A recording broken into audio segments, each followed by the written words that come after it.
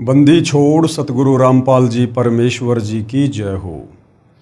परमपिता परमात्मा सारी सृष्टि के रचनहार कुल मालिक असंख्य ब्रह्मांडों के स्वामी जगत गुरु तीनों लोकों में प्रवेश करके सबका धारण पोषण करने वाले राजाधिराज आत्माधार नाथों के नाथ देवों के देव महादेव सर्वेश्वर महेश्वर मृत्युंजय अजरो अमर आदि अनादि सनातनी प्रभु जगत पिता जगदीश्वर श्री श्री 1008 की उपाधि के वास्तविक अधिकारी अकाल मूर्त शब्द स्वरूपी राम वासुदेव सर्वगतम ब्रह्म परम पूज्य प्रथम पूज्य परम संत परम पुरुष परम धनी परम दयालु सत्य कबीर हक्का कबीर अल्लाहु कबीर अल्लाहु अकबर बाखबर अल्लाह ताला जगत के तारणहार जगत के मुक्तिदाता जगत के जगन्नाथ हारे के सहारे हिंदुओं के राम मुसलमानों के अल्लाह सिखों के वाहिगुरु ईसाइयों के मसीह दया के सागर दयानिधि करुणा के सागर करुणानिधि स्वयंभू परिभू संकट मोचन कष्ट हरण मंगल करण दुख भंजन अविगत कबीर निर्विकार निर्विषम परमात्मा अलय अलेख सतगुरु आदि अनादि सतगुरु असली मर्यादा पुरुषोत्तम असली राम असली कृष्ण असली घनश्याम असली मुरारी राजाओं के राजा महाराजाओं के महाराजा शहंशाहों के शहंशाह सम्राटों के सम्राट भगवानों के भगवान अल्लाहों के अल्लाह प्रभुओं के प्रभु मसीहाओं के मसीह सच्चे वाहिगुरु बाबाओं के बाबा पीरों के पीर सेठों के सेठ जगत सेठ सावल सा सेठ सर्वगुण संपन्न अनंत कोटि कलाओं के स्वामी अनंत कोटि ब्रह्मांडों के नायक योगियों में महायोगी ध्यानियों में महाध्यानी सिद्धों में परम सिद्ध ज्ञानियों में तत्व ज्ञानी ब्रह्म ज्ञानी महाज्ञानी परम ज्ञानी सर्वश्रेष्ठ ज्ञानी विज्ञानी युवा कबीर समर्थ कबीर असमवात अमित ओजा सच्चे रहनुमा करीम अल्लाह सुभान अल्लाह दुनिया के अंतिम पैगंबर 8 सितंबर 1951 से गांव धनाना जिला सोनीपत हरियाणा भारतवर्ष की पावन भूमि पे प्रकट रियल कल्कि भगवान श्री नारायण साकार हरि श्री बाबा साहेब नूर अनंत परमात्मा सच्चे दरवेश सच्चे बाखबर संत श्रोमणी सतगुरु रामपाल जी परमेश्वर जी के चरण कमल में आप और हम सभी भाई बहनों का अनंत कोटि दंडवत प्रणाम। सत्साई भाई और बहनों, बहुत बड़ी दया बहुत बड़ी मेहर पूज्य गुरुदेव भगवान की परमेश्वर रामपाल जी की, जिनके शुभ आशीर्वाद से विशेष आशीर्वाद से उन्हीं के कर कमलों से लिखित पवित्र पुस्तक ज्ञान गंगा के ऊपर वीडियो बनाने की श्रृंखला जारी है। इसी श्रृंखला में आज हमारा ये 13वें नंबर का वीडियो है।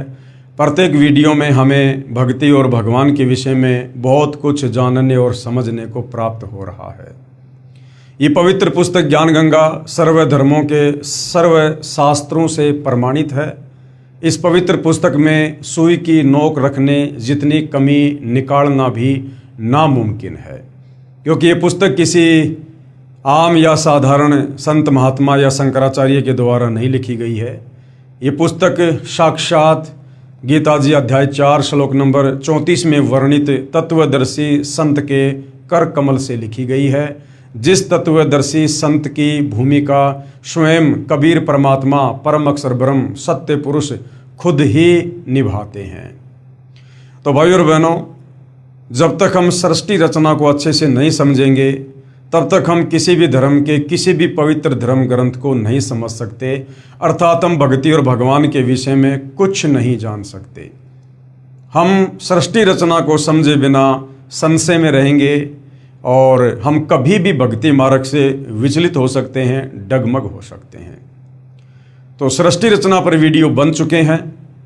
सृष्टि रचना में हमने सुना कि सर्वप्रथम केवल एक ही लोक था जिसका नाम अनामी लोक था। अनामी लोक में कबीर परमात्मा स्वयं ही विराजमान थे।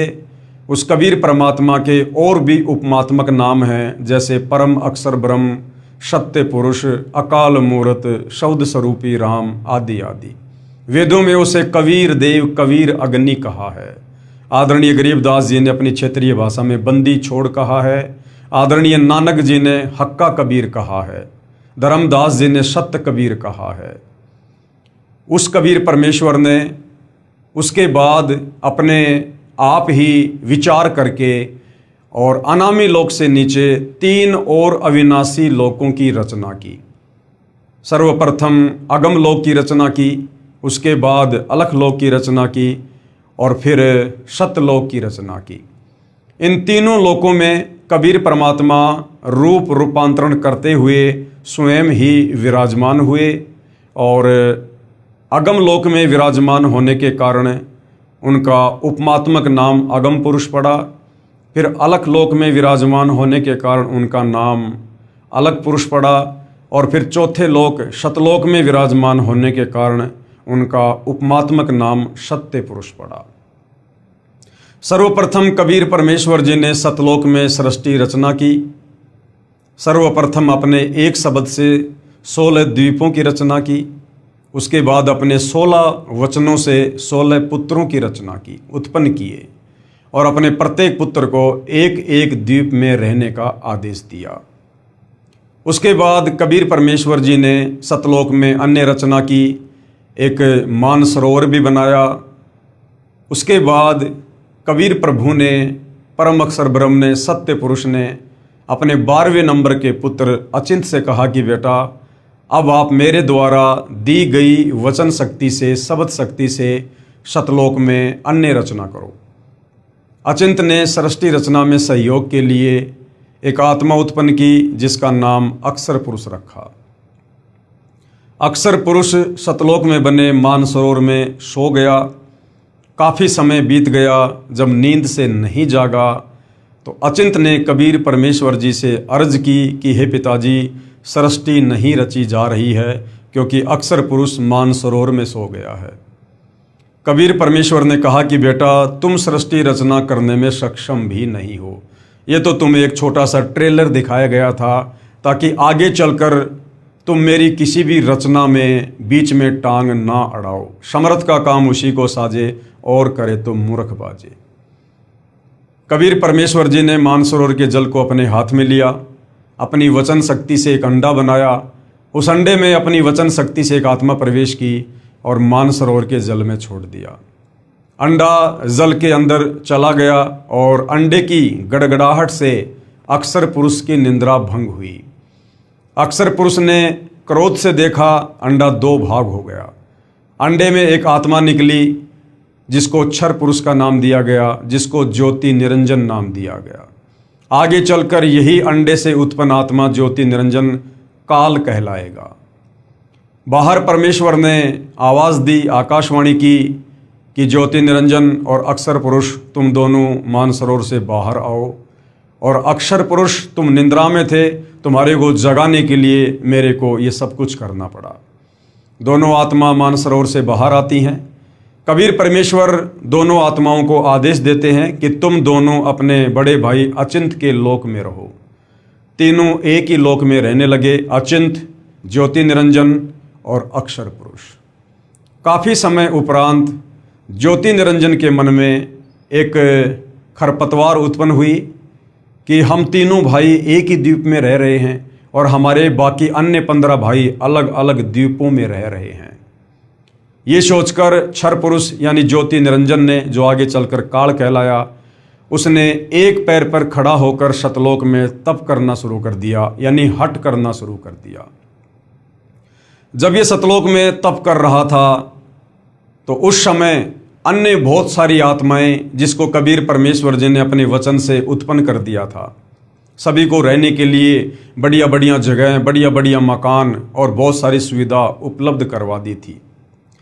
हम सभी आत्माएं जो आज इस काल के किस ब्रह्मांड में फंसी हुई है, जब ये क्षर पुरुष सतलोक में तप कर रहा था, हम इसके चारों तरफ हो गए, हम इसके ऊपर आसक्त हो गए और हम इसकी प्रशंसा करने लगे।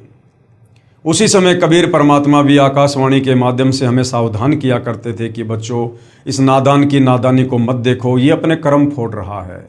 तुम्हारे को किस चीज़ की कमी है, तुम आराम से रहो, मौज से रहो। हम ऊपर से तो सावधान हो गए, लेकिन अंदर से काल की जो चाहत थी वो कम नहीं हुई। हम उसकी प्रशंसा करते ही रहे। 70 युग तप करने के बाद कबीर परमेश्वर जी ने ज्योति निरंजन से पूछा कि भाई आपको क्या चाहिए, क्यों तप कर रहे हो। उसने कहा, पिताजी जहाँ मैं रह रहा हूँ वो जगह मेरे लिए कम है, मुझे अलग से राज्य प्रदान कीजिए। कबीर परमेश्वर ने उसे सतलोक में 21 ब्रह्मांड दे दिए, जैसे कोई धनी पिता अपने बच्चे को 21 प्लाट दे देता है। उन 21 ब्रह्मांडों को प्राप्त करके ज्योति निरंजन बड़ा प्रसन्न हुआ। कभी किस प्लाट में जाता है, कभी किस ब्रह्मांड में जाता है। ये ब्रह्मांड उस समय सतलोक में ही थे। कुछ समय उपरांत ज्योति निरंजन के मन में आया कि खाली प्लाट का लेकर क्या करूँगा, इसमें कुछ रचना होनी चाहिए, कुछ कंस्ट्रक्शन होना चाहिए।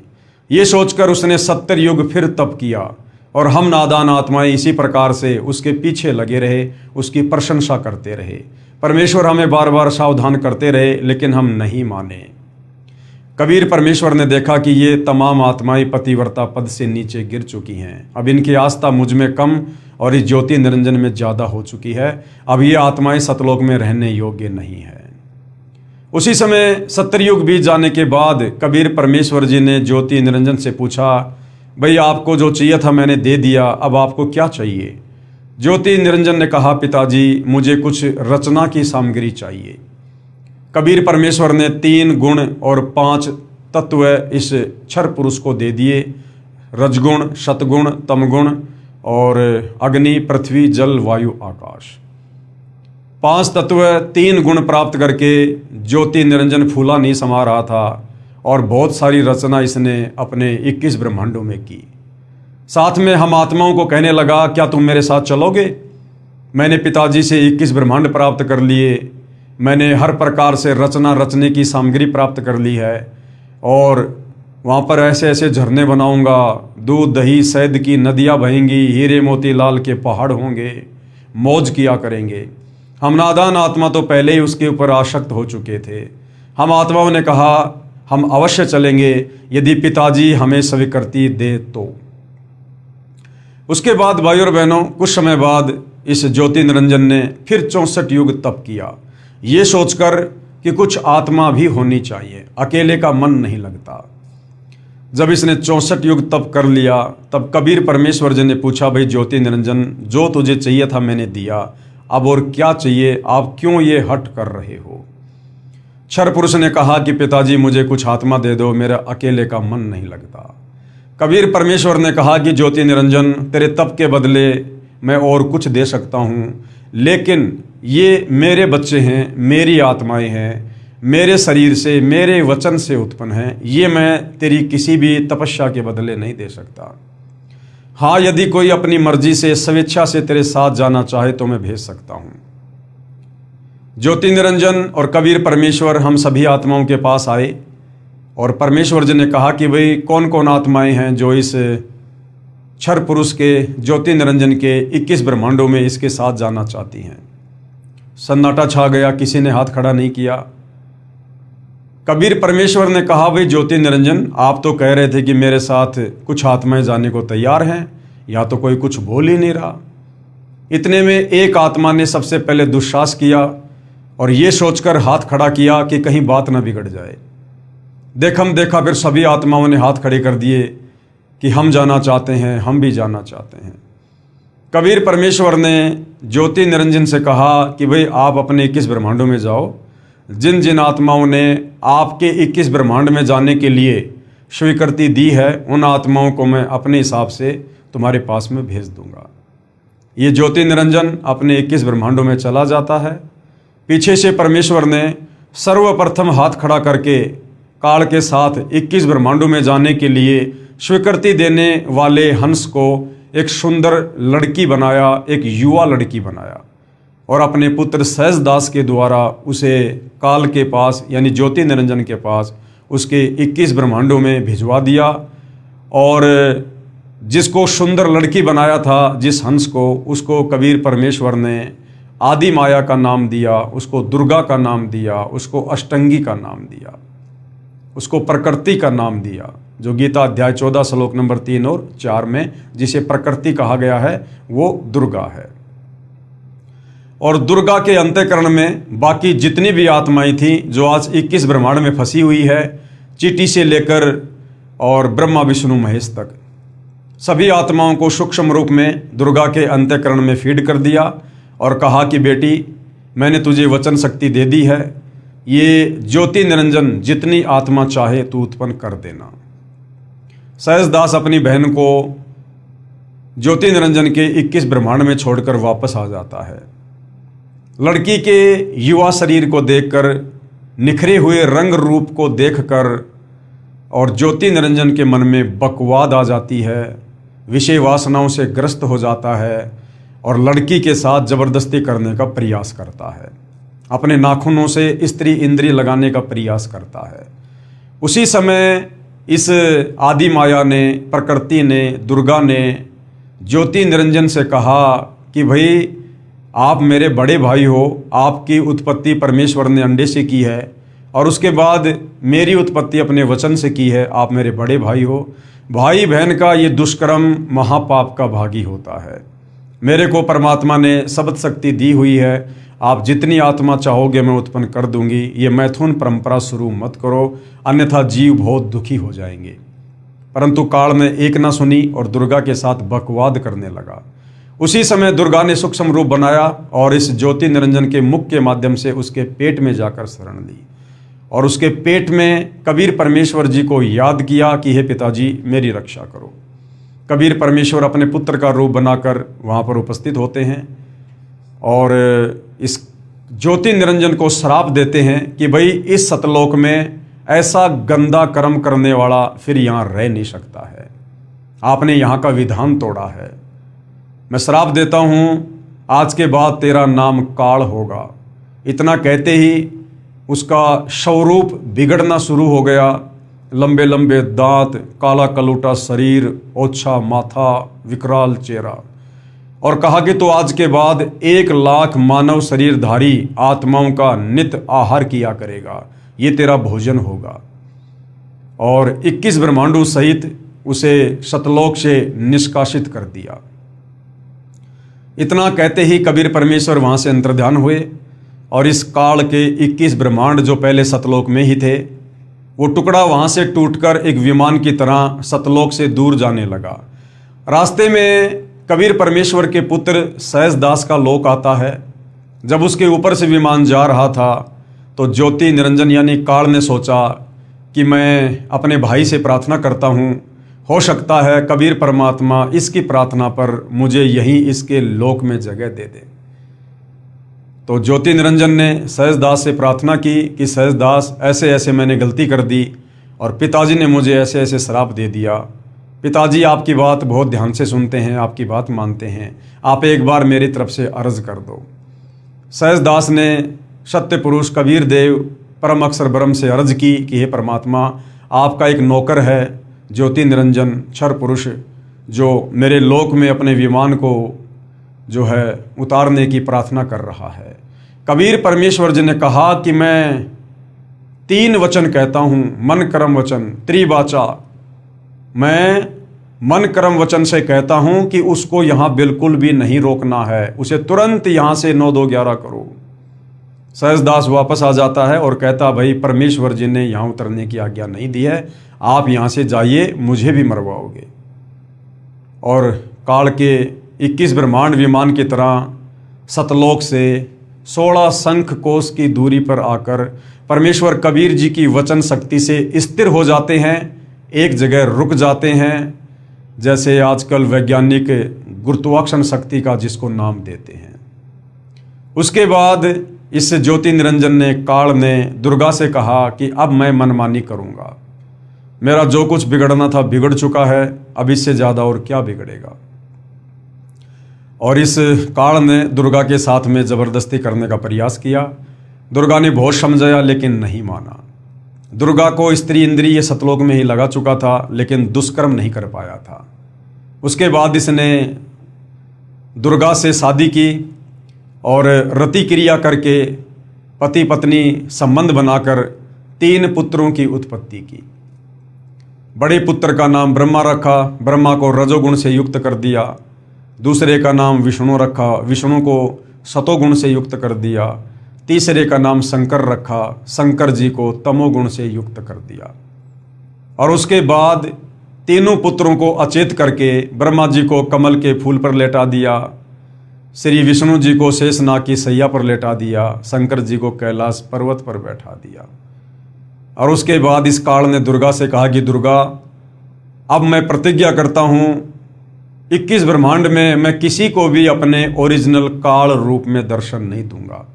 यदि किसी को मेरे विषय में हकीकत का पता चल गया, सच्चाई का पता चल गया, और जब कभी वो कबीर परमात्मा इस लोक में आएंगे, अपनी आत्माओं को ज्ञान समझाएंगे, तो मुझे देखकर ये सारी आत्माएं यहाँ से सतलोक चली जाएंगी, फिर मेरे भोजन का क्या होगा। अब मैं 21वें ब्रह्मांड में गुप्त रहूँगा और सारी की सारी जिम्मेदारी दुर्गा तुम संभालोगी और तीनों पुत्रों के माध्यम से तुम सृष्टि को चलाओगी। और जब कभी कोई मुसीबत तुम्हारे ऊपर आए तो तुम मुझे याद करना, मैं वहाँ तुम्हारी मदद करूँगा। तुम केवल निमित्त बनी रहो, बाकी सारा कार्य गुप्त रूप से मैं स्वयं करूँगा। और काल अपने 21वें ब्रह्मांड में चला गया। उसके बाद इस काल ने दुर्गा के माध्यम से तीनों देवताओं को सचेत कर दिया, तीनों को आपस में मिला दिया और दुर्गा से कहा कि इन तीनों को समुद्र मंथन पर लेकर जाओ और समुद्र मंथन में मेरी कृपा से 4 वेद निकलेंगे, उन 4 वेदों को आप ब्रह्मा जी को दे देना। ऐसा ही हुआ। समुद्र मंथन के दौरान 4 वेद निकले जो काल ने पहले ही समुद्र में छुपा रखे थे। 4 वेद श्री ब्रह्मा जी को दे दिए गए। जब श्री ब्रह्मा जी ने 4 वेद पढ़े तो ब्रह्मा जी ने देखा कि कोई और ब्रह्म है, कोई और परमात्मा है जो मनुष्य दृश्य है, तेजोमय शरीर है, वो साकार है। उससे पहले जब ब्रह्मा जी दुर्गा जी से पूछा करते थे कि माता जी हमारा पिता कौन है, तो दुर्गा कहती थी बेटा मैं ही तेरी माँ हूँ, मैं ही तेरा पिता हूँ। लेकिन वेद पढ़ने के बाद पता चला कि कोई और ब्रह्म है। तो ब्रह्मा जी ने कहा कि माता जी वेदों में तो लिखा कि कोई और ब्रह्म है और वो प्राप्त हो सकता है, मानव सदृश्य रूप है उसका। वेदों में लिखी सच्चाई को देखने के बाद दुर्गा ने कहा कि हाँ बेटा तुम्हारा पिता है, लेकिन वो तुम्हें दर्शन नहीं देगा। ये बात सुनकर ब्रह्मा जी को अपनी माता पर अविश्वास हो गया कि माता आप तो झूठी हो। पहले कहा करती थी कि मेरा कोई पिता नहीं है, मैं ही तेरा पिता हूँ, मैं ही तेरी माँ हूँ। अब मैंने वेदों को पढ़ा और सवाल किया तो आप कह रही हो कि हाँ ब्रह्म है, लेकिन वो तुम्हें दर्शन नहीं देगा। मैं तो अपने पिता के दर्शन करूँगा। दुर्गा ने बहुत समझाया, लेकिन ब्रह्मा जी नहीं माने और अपने पिता की खोज में उत्तर दिशा की ओर चल दिए। जाने से पहले दुर्गा जी ने पूछा कि बेटा यदि तेरे पिता ब्रह्म ने तुझे दर्शन नहीं दिए तो तू क्या करेगा। ब्रह्मा जी ने कहा कि मैं आपको अपनी शक्ल नहीं दिखाऊंगा।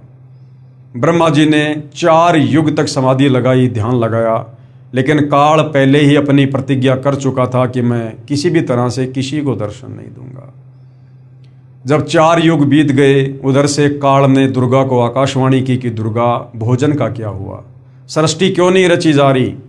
दुर्गा ने कहा कि तुम्हारा बड़ा बेटा ब्रह्मा तुम्हारी खोज में निकला है और ब्रह्मा के बिना सृष्टि नहीं रची जा सकती, क्योंकि ब्रह्मा रजोगुण युक्त है और रजोगुण के प्रभाव से ही आपस में जीव विषय वासनाओं में बंधकर संतान उत्पत्ति कर सकते हैं। काल ने कहा दुर्गा ब्रह्मा जी को वापस बुलाओ, मैं उसे दर्शन नहीं दूंगा। दुर्गा ने अपनी वचन शक्ति से एक लड़की उत्पन्न की जिसका नाम गायत्री रखा और कहा कि बेटी जा अपने बड़े भाई ब्रह्मा को लेके आ। गायत्री वहां गई तो ब्रह्मा समाधि में था। गायत्री ने ध्यान लगाकर दुर्गा से पूछा कि ब्रह्मा जी तो समाधि में है, कैसे जगाऊं। दुर्गा ने कहा कि आप इसके चरण स्पर्श करो, इसकी समाधि टूट जाएगी। गायत्री ने वैसा ही किया, ब्रह्मा जी की समाधि टूटी। ब्रह्मा जी समाधि से बाहर आए तो गुस्से से बोले कि उल्टा तू कौन है, मेरा ध्यान भंग कर दिया, मैं तुझे श्राप दूंगा। गायत्री ने कहा कि भैया शराब बाद में देना, पहले मेरी बात सुन लो। मुझे माता जी ने भेजा है, तुम्हारे बिना सृष्टि नहीं रची जा रही है। ब्रह्मा ने कहा कि गायत्री मैं कैसे चलूं, 4 युग बीत गए, मुझे पिताजी के दर्शन नहीं हुए और मैं माता से प्रतिज्ञा करके आया था यदि पिताजी ने दर्शन नहीं दिए तो मैं अपनी शक्ल नहीं दिखाऊंगा, मुझे तो शर्म लगती है। गायत्री की मजबूरी थी, ब्रह्मा को लेकर जाना था। तो ब्रह्मा जी ने कहा कि गायत्री यदि आप मेरी झूठी गवाही दे दो माता जी के सामने कि मेरे सामने ब्रह्मा जी को इसके पिता ब्रह्म ने दर्शन दिए तो मैं चल सकता हूँ। गायत्री ने कहा कि मैं झूठी गवाही नहीं दूंगी, लेकिन गायत्री की मजबूरी थी, दुर्गा का आदेश था, ब्रह्मा को लाना था। गायत्री ने कहा कि ठीक है, मैं तुम्हारी गवाही दे दूंगी, लेकिन उसके लिए तुमने मेरी एक शर्त माननी पड़ेगी। आपने मेरे साथ में शारीरिक संबंध बनाने पड़ेंगे। ये गायत्री ने इसलिए कहा कि यदि कल को ब्रह्मा जी अगर सब कुछ सच सच बता देते हैं तो फिर मैं दुर्गा के आगे झूठी पड़ जाऊंगी, फिर मेरी पिटाई होगी। तो मरें तो दोनों मरें। ये सोचकर गायत्री ने शर्त रखी और ब्रह्मा जी जो कि पहले से रजोगुण युक्त थे, उन्होंने गायत्री की शर्त को मंजूर किया और दोनों ने शारीरिक संबंध बनाए। उसके बाद गायत्री ने सोचा क्यों ना एक गवाह और तैयार किया जाए, बात थोड़ी हमारी मजबूत हो जाएगी माता जी के सामने। ब्रह्मा जी से विचार विमर्श किया, ब्रह्मा जी ने सहमति दे दी। गायत्री ने अपनी वचन शक्ति से एक लड़की उत्पन्न की जिसका नाम पोहपति रखा गया। और गायत्री ने कहा कि आप ऐसे ऐसे हमारी गवाही दे देना। तो पोहपति ने कहा कि मैं गवाही क्यों दूं? हाँ, एक शर्त है, यदि ब्रह्मा जी मेरे साथ शारीरिक संबंध बनाते हैं तो मैं स्वीकृति दे सकती हूँ, मैं आपकी गवाही दे सकती हूँ। वही बात पोहपति ने सोची कि कल को अगर ये दोनों मुकर गए तो मेरी तो पिटाई हो जाएगी, तो मरें तो तीनों मरें। ये सोचकर गायत्री ने शर्त रखी। वो शर्त ब्रह्मा जी ने स्वीकार की, पोहपति के साथ में शारीरिक संबंध बनाए। और ब्रह्मा जी ने दोनों को समझा दिया था, क्योंकि वेदों में परमात्मा के विषय में लिखा हुआ है कि उनका तेजोमय शरीर है, मानव सदृश्य रूप है। तो ब्रह्मा जी ने दोनों को कह दिया, गवाही देते समय यदि माता जी पूछे कि बताओ भाई ब्रह्म का कैसा रूप है, कैसा दिखता है, तो आप ऐसे ऐसे बता देना। तीनों चल दिए, दुर्गा जी के पास आए। दुर्गा ने पूछा कि बेटा तुझे तेरे पिता ब्रह्म ने दर्शन दिए? तो ब्रह्मा ने कहा कि हाँ माँ, मुझे पिता ने दर्शन दिए। दुर्गा ने कहा भाई कोई सबूत पेश करो, कोई गवाह पेश करो। ब्रह्मा जी ने कहा इन दोनों के आगे मुझे पिताजी ने दर्शन दिए। दुर्गा ने दोनों लड़कियों से पूछा तो दोनों ने सहमति दे दी कि हाँ, हमारे आगे दर्शन दिए। इतना सुनकर दुर्गा क्रोधित हो गई कि ये काल भी बड़ा अजब गजब है, बड़ा दोगला इंसान है। मुझे कह रहा था कि मैं दर्शन नहीं दूंगा और इनको दर्शन दे दिए। दुर्गा ने ध्यान लगाया नाराज होकर। उधर से काल ने आकाशवाणी की कि दुर्गा, मैंने किसी को दर्शन नहीं दिए, ये तीनों झूठ बोल रहे हैं। उधर से दुर्गा वापस आई और कहा कि नालायको, तुम झूठ बोल रहे हो। अभी अभी तुम्हारे पिताजी की आकाशवाणी हुई है, उन्होंने कहा है कि मैंने किसी को दर्शन नहीं दिए। इतने में ब्रह्मा जी हंसने लगे और कहने लगे माता, मैं क्या करता, मेरी मजबूरी थी, मुझे शर्म लग रही थी। मैं आपको ये कहकर गया था यदि पिताजी के दर्शन नहीं हुए तो मैं अपनी शक्ल नहीं दिखाऊंगा। दुर्गा गुस्से में आ गई और दुर्गा ने श्री ब्रह्मा जी को श्राप दे दिया कि आज के बाद मैं तुझे श्राप देती हूँ, तेरी जगत में कभी पूजा नहीं होगी और तेरे वंशज तेरे जैसे पाखंडी होंगे, मिथ्याभाषी होंगे, दुनिया को ठगना, झूठ बोलना, ये उनका परम धर्म होगा और धर्म कर्म से दूर रहेंगे, पाखंड करेंगे, दिखावा करेंगे। ब्रह्मा जी के वंशज हैं ब्राह्मण। ब्राह्मण और पंडित उसे कहते हैं जो आध्यात्मिक मार्ग में गुरुजन होते हैं, आध्यात्मिक मार्गदर्शक होते हैं। और आज हम देख रहे हैं भाई और बहनों, जितने भी लोग गुरु पद पर हैं, धर्म के ठेकेदार बने हुए हैं, सब शास्त्रों के विरुद्ध ही ज्ञान देते हैं, अपने धार्मिक धंधे के लिए दुनिया को गुमराह करके बैठे हुए हैं। ये सुनकर श्री ब्रह्मा जी मूर्छित हो गए, जमीन पर गिर पड़े। उसके बाद दुर्गा ने गायत्री को श्राप दिया कि तूने झूठी गवाही दी है, तू मृत लोक में गाय बनेगी और तेरे कई कई सांडपति होंगे। उसके बाद पोहपति को श्राप दिया कि तू गंदी जगह पर उगने वाला एक पौधा होगी, तेरा नाम केवड़ा केतकी होगा, हरियाणा में जिसको कुशोंदी भी कहते हैं, जिसके फूल किसी काम नहीं आते हैं। ऐसा ही हुआ। ये श्राप देने के बाद फिर काल ने दुर्गा को आकाशवाणी दी कि दुर्गा, तुझे अधिकार नहीं है यहाँ पर किसी को श्राप देने का। 21 ब्रह्मांड मैंने तप करके प्राप्त किए हैं, तुझे कोई आदेश नहीं है। अब मैं तुझे श्राप देता हूँ कि तू भी द्वापर युग में मृतलोक में द्रौपदी का अवतार लेगी और तेरे भी 5 पति होंगे। द्वापर में जो द्रौपदी थी, 5 पांडवों की पत्नी थी, वो दुर्गा का अंश अवतार थी।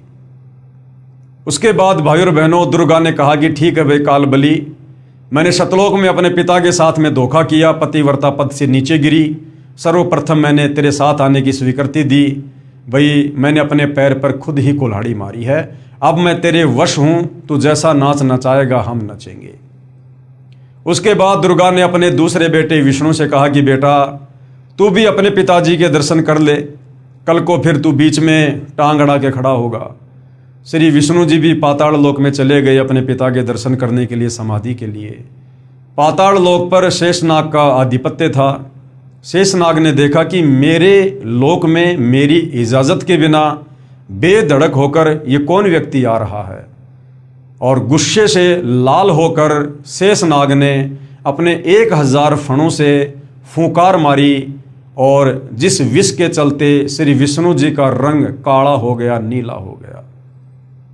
विष्णु जी ने सोचा कि देखो मैंने इसका कुछ बिगाड़ा नहीं, बेवजह इसने मेरा रूप बिगाड़ दिया, अभी मैं इसको मजा चखाता हूँ। जैसे विष्णु आगे बढ़ने लगा, तुरंत काल ने आकाशवाणी की। काल ने सोचा अगर इसी प्रकार से ये आपस में लड़ते रहे तो मेरे भोजन का क्या होगा, सृष्टि को आगे कौन चलाएगा, जीवों की उत्पत्ति कौन करेगा। उसी समय काल ने आकाशवाणी की कि बेटा विष्णु, अभी तू इस शेषनाग को कुछ मत कह, द्वापर युग में तू श्री कृष्ण अवतार रूप में जाएगा, उस समय मैं तुझे इसका बदला तुझे वहाँ दिलाऊंगा। ये काली देह में कालिया नाम का नाग होगा, और उस समय तू इसकी मार पिटाई करके अपना बदला पूरा करना, और जाकर अपनी माताजी से सच सच कह देना कि मुझे पिताजी ने दर्शन नहीं दिए। अगर तूने झूठ बोला तो तेरी भी वही हालत होगी जो ब्रह्मा की हुई है। विष्णु जी वापस आ गए। दुर्गा जी ने पूछा कि बेटा तुझे तेरे पिता ने दर्शन दिए? तो विष्णु जी ने कहा कि नहीं माताजी, मुझे पिताजी ने दर्शन नहीं दिए।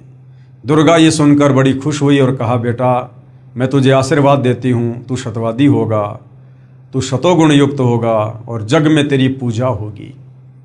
विष्णु जी चले जाते हैं। उसके बाद दुर्गा अपने तीसरे नंबर के पुत्र तमोगुणी शंकर के पास जाती है और बोली बेटा तू भी अपने पिता के दर्शन करके देख ले, कहीं तेरे भी मन में रह जाए, तेरे दोनों भाइयों को तो दर्शन दिए नहीं। इस मामले में शंकर जी बड़े होशियार निकले और कहा माता जी, जब मेरे 2 बड़े भाइयों को पिताजी ने दर्शन नहीं दिए तो मैं फिर व्यर्थ में प्रयत्न क्यों करूं। लेकिन माता जी मेरी एक अर्ज है, आप मुझे मृत्युंजय कर दो, मुझे अजरो अमर कर दो, मेरी कभी मृत्यु ना हो, क्योंकि शतलोक में हम मरा नहीं करते थे, इस आत्मा को चाहत है। दुर्गा ने कहा कि बेटा ये मेरे वश से बाहर की बात है, इस 21 ब्रह्मांड में जिसका जन्म हुआ उसकी मृत्यु निश्चित है। हाँ मैं तुझे एक विधि बताती हूँ जिससे तेरी आयु तेरे दोनों भाइयों से लंबी हो जाएगी।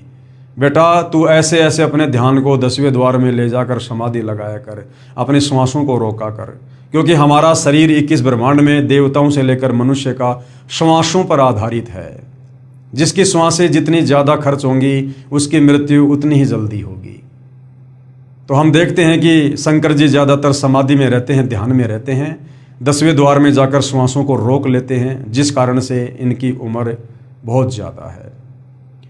इसके बाद काल ने दुर्गा को आकाशवाणी की और कहा कि दुर्गा अब इन तीनों को फिर से समुद्र मंथन पर लेकर जा और ऐसे ऐसे अब इनकी शादी कर।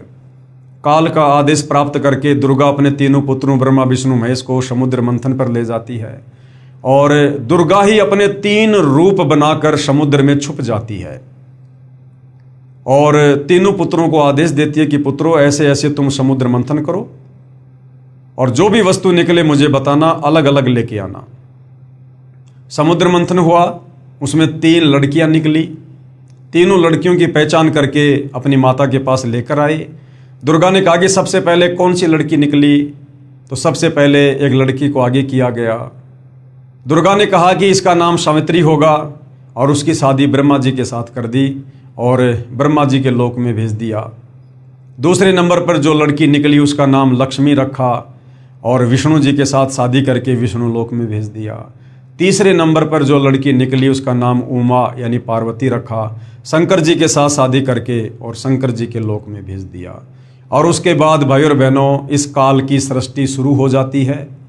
सर्वप्रथम बहुत सारी आत्माओं को जब तक इस ब्रह्मा जी के पास में शब्द शक्ति थी, इसने अपने मुख से अपने कान से इस प्रकार शब्द शक्ति से बहुत सारी आत्माओं को उत्पन्न किया। उसके बाद में इस काल लोक में ब्रह्मा जी के रजोगुण के कारण फिर ये मैथुन सृष्टि प्रारंभ हुई।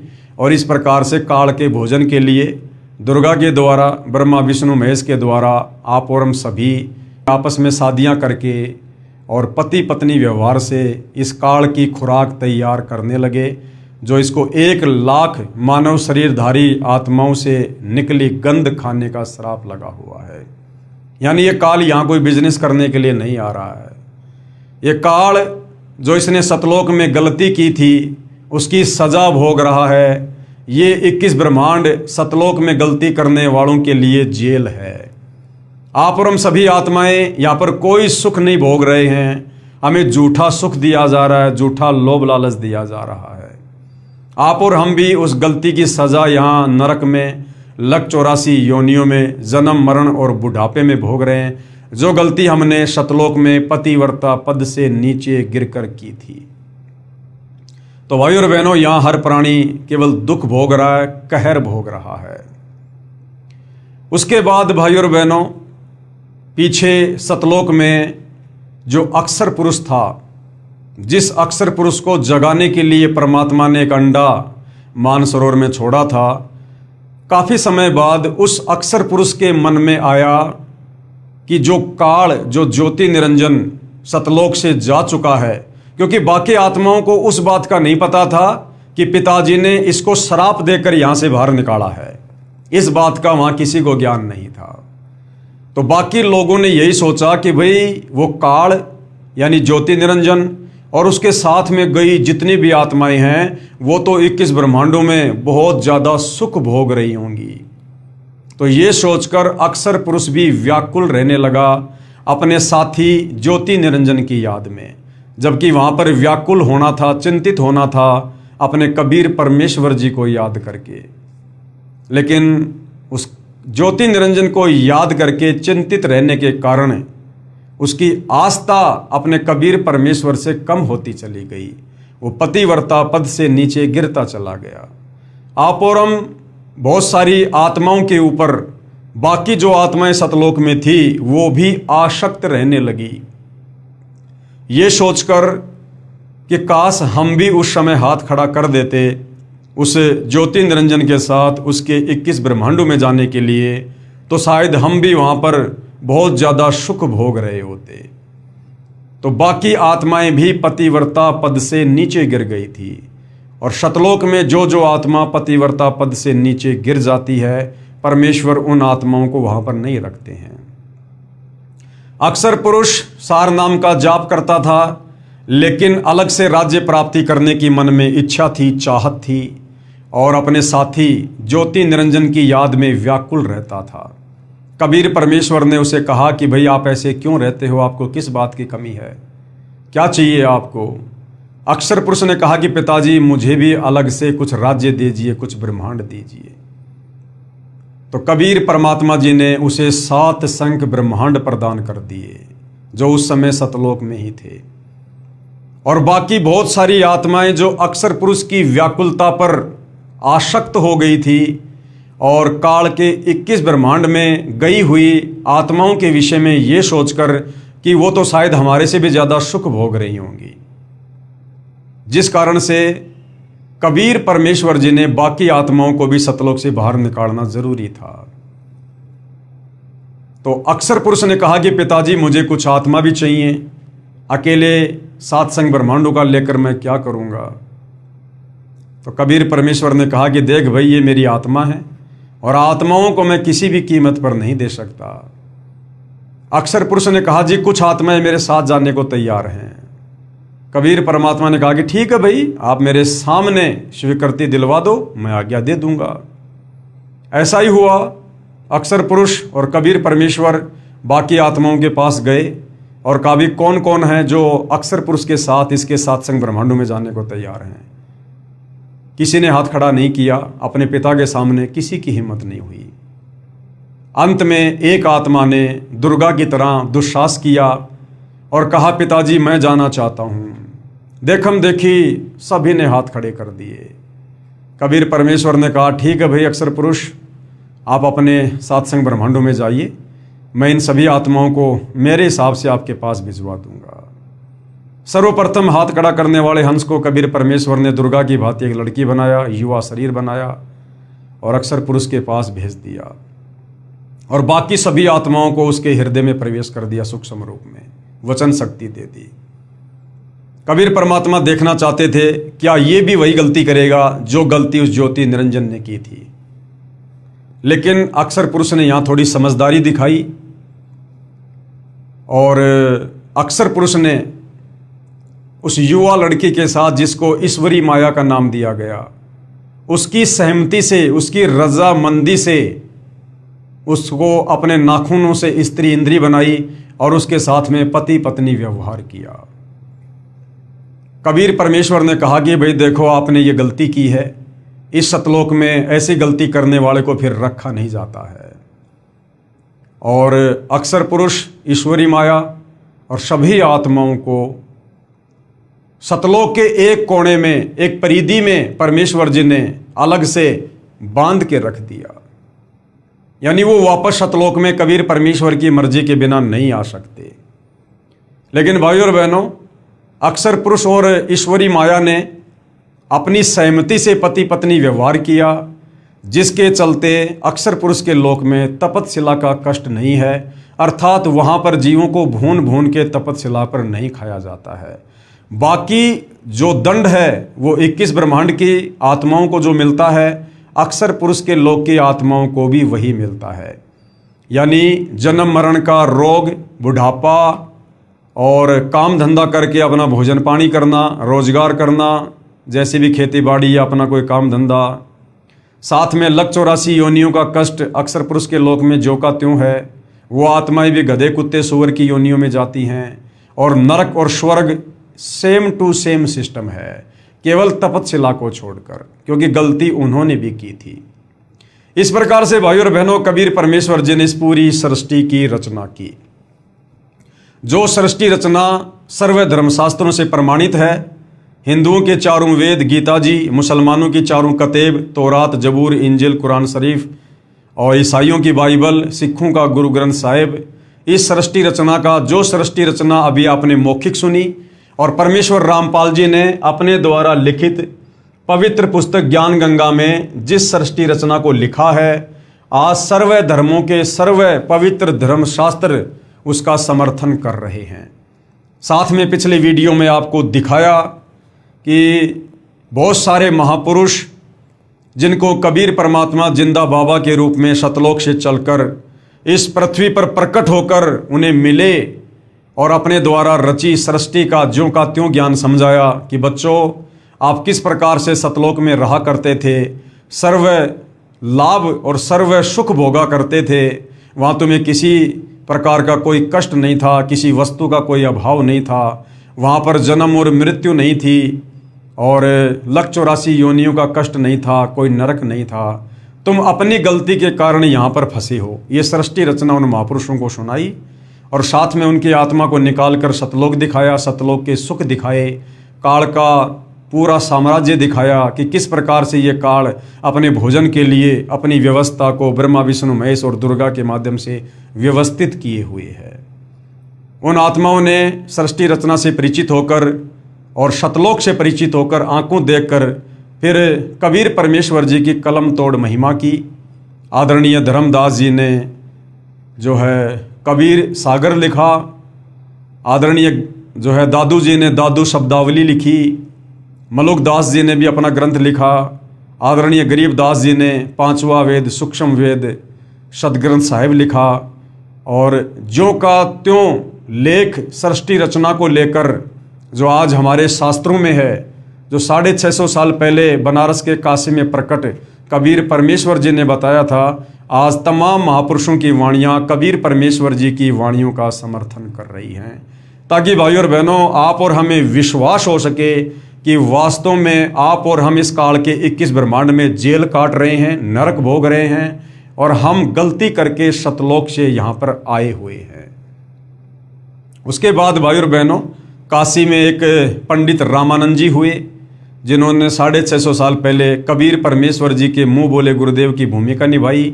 जो पंडित रामानंद चारों वेदों के, गीता जी के 18 पुराणों के मर्मज्ञ थे और जो हिंदू धर्म का प्रचार प्रसार किया करते थे, वैष्णव संप्रदाय से जुड़े हुए थे।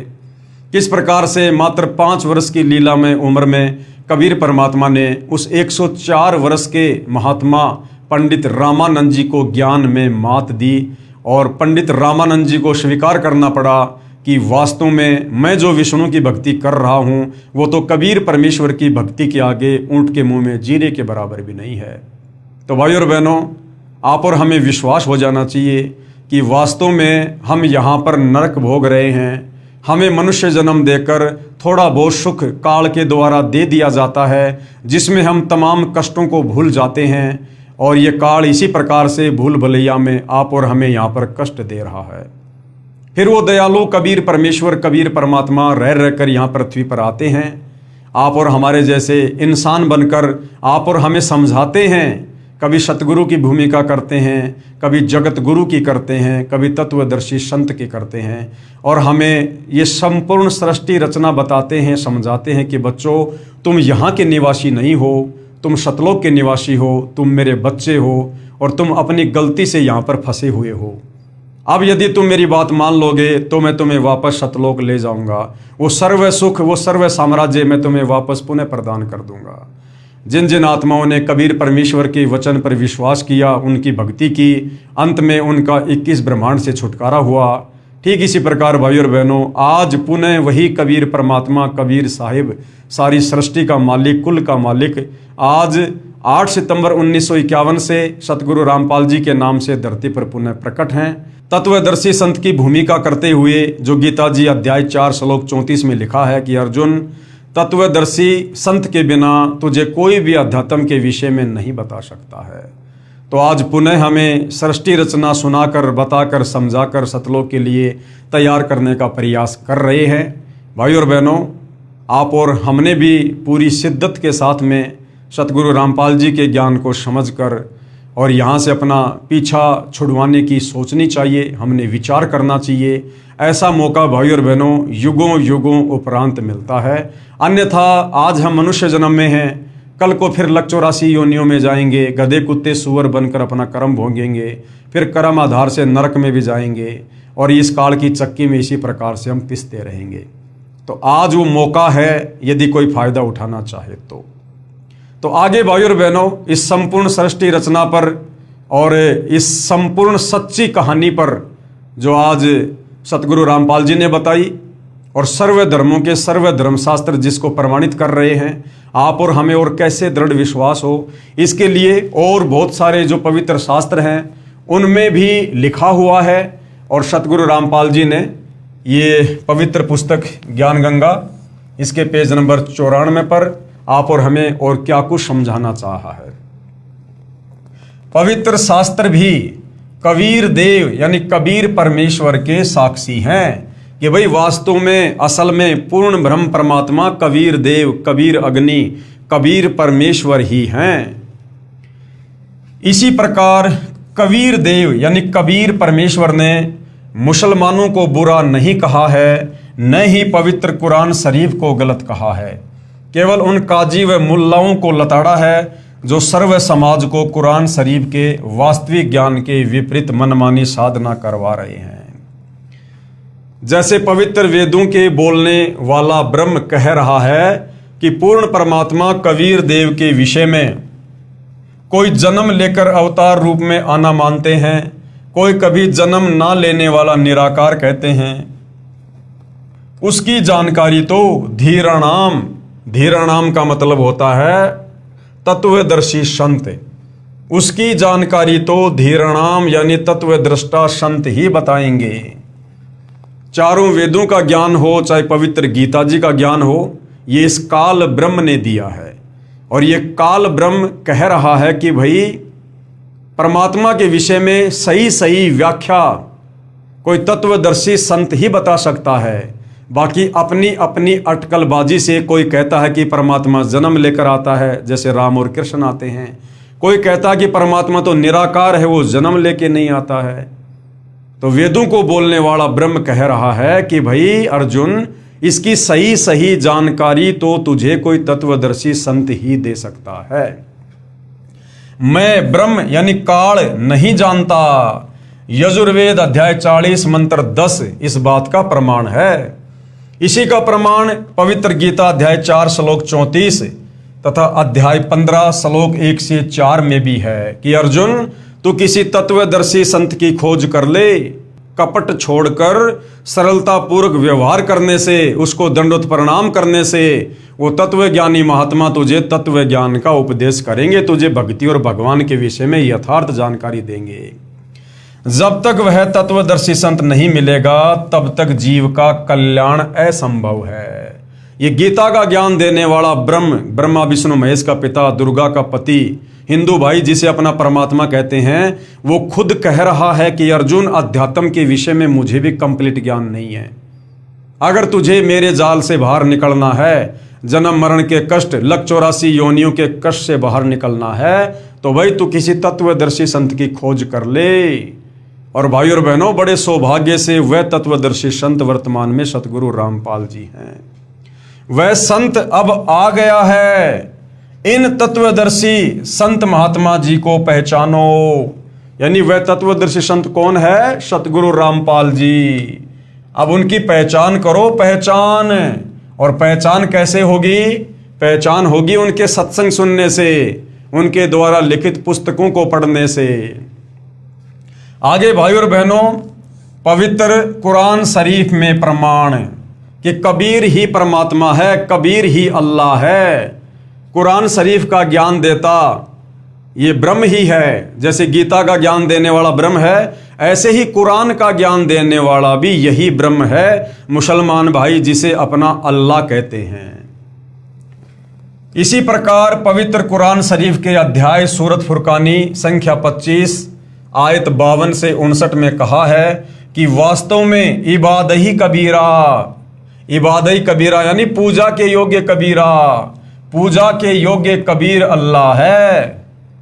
ये है कबीर, वही पूर्ण परमात्मा है जिसने 6 दिन में सृष्टि रची तथा 7वें दिन तख्त पर जा विराजा, और उसकी खबर किसी बाखबर से पूछ देखो। कुरान शरीफ का ज्ञान देने वाला मुसलमान भाई जिसे अपना अल्लाह कहते हैं, ये वास्तव में ब्रह्म है, ब्रह्मा विष्णु महेश का पिता है, दुर्गा का पति है, जो हजरत मोहम्मद जी को कुरान शरीफ का ज्ञान दे रहा है। अब भाई और बहनों, चक्कर क्या है? इस काल ब्रह्म ने अपने स्वार्थ के चलते, क्योंकि इसको 1 लाख आत्माओं को रोजाना खाना पड़ता है, ये किसी को भी यथार्थ ज्ञान से परिचित नहीं होने देता है, सबको भ्रमित करके रखता है। अब सृष्टि रचना से आपको ये तो समझ में आ ही गया कि इसने किस ब्रह्मांड में किस प्रकार से अपनी व्यवस्था सेट कर रखी है। अपनी पत्नी दुर्गा के माध्यम से ब्रह्मा विष्णु महेश को एक एक गुण युक्त करके, और ये किस प्रकार से जीवों की उत्पत्ति करवाता है। ब्रह्मा के रजोगुण से जीव संतान उत्पत्ति करते हैं, विष्णु जी के सतोगुण के प्रभाव से जीव आपस में मोह ममता में बंधे रहते हैं, और शंकर जी के तमोगुण के प्रभाव से लड़ाई झगड़ा मार पिटाई जैसे भी है संघार होता रहता है। अब भाई और बहनों, ये धर्म आज से 5000 साल पहले नहीं थे। ना अलग से कोई हिंदू धर्म था, ना कोई मुसलमान धर्म था, ना कोई सिख धर्म था, ना कोई ईसाई धर्म था।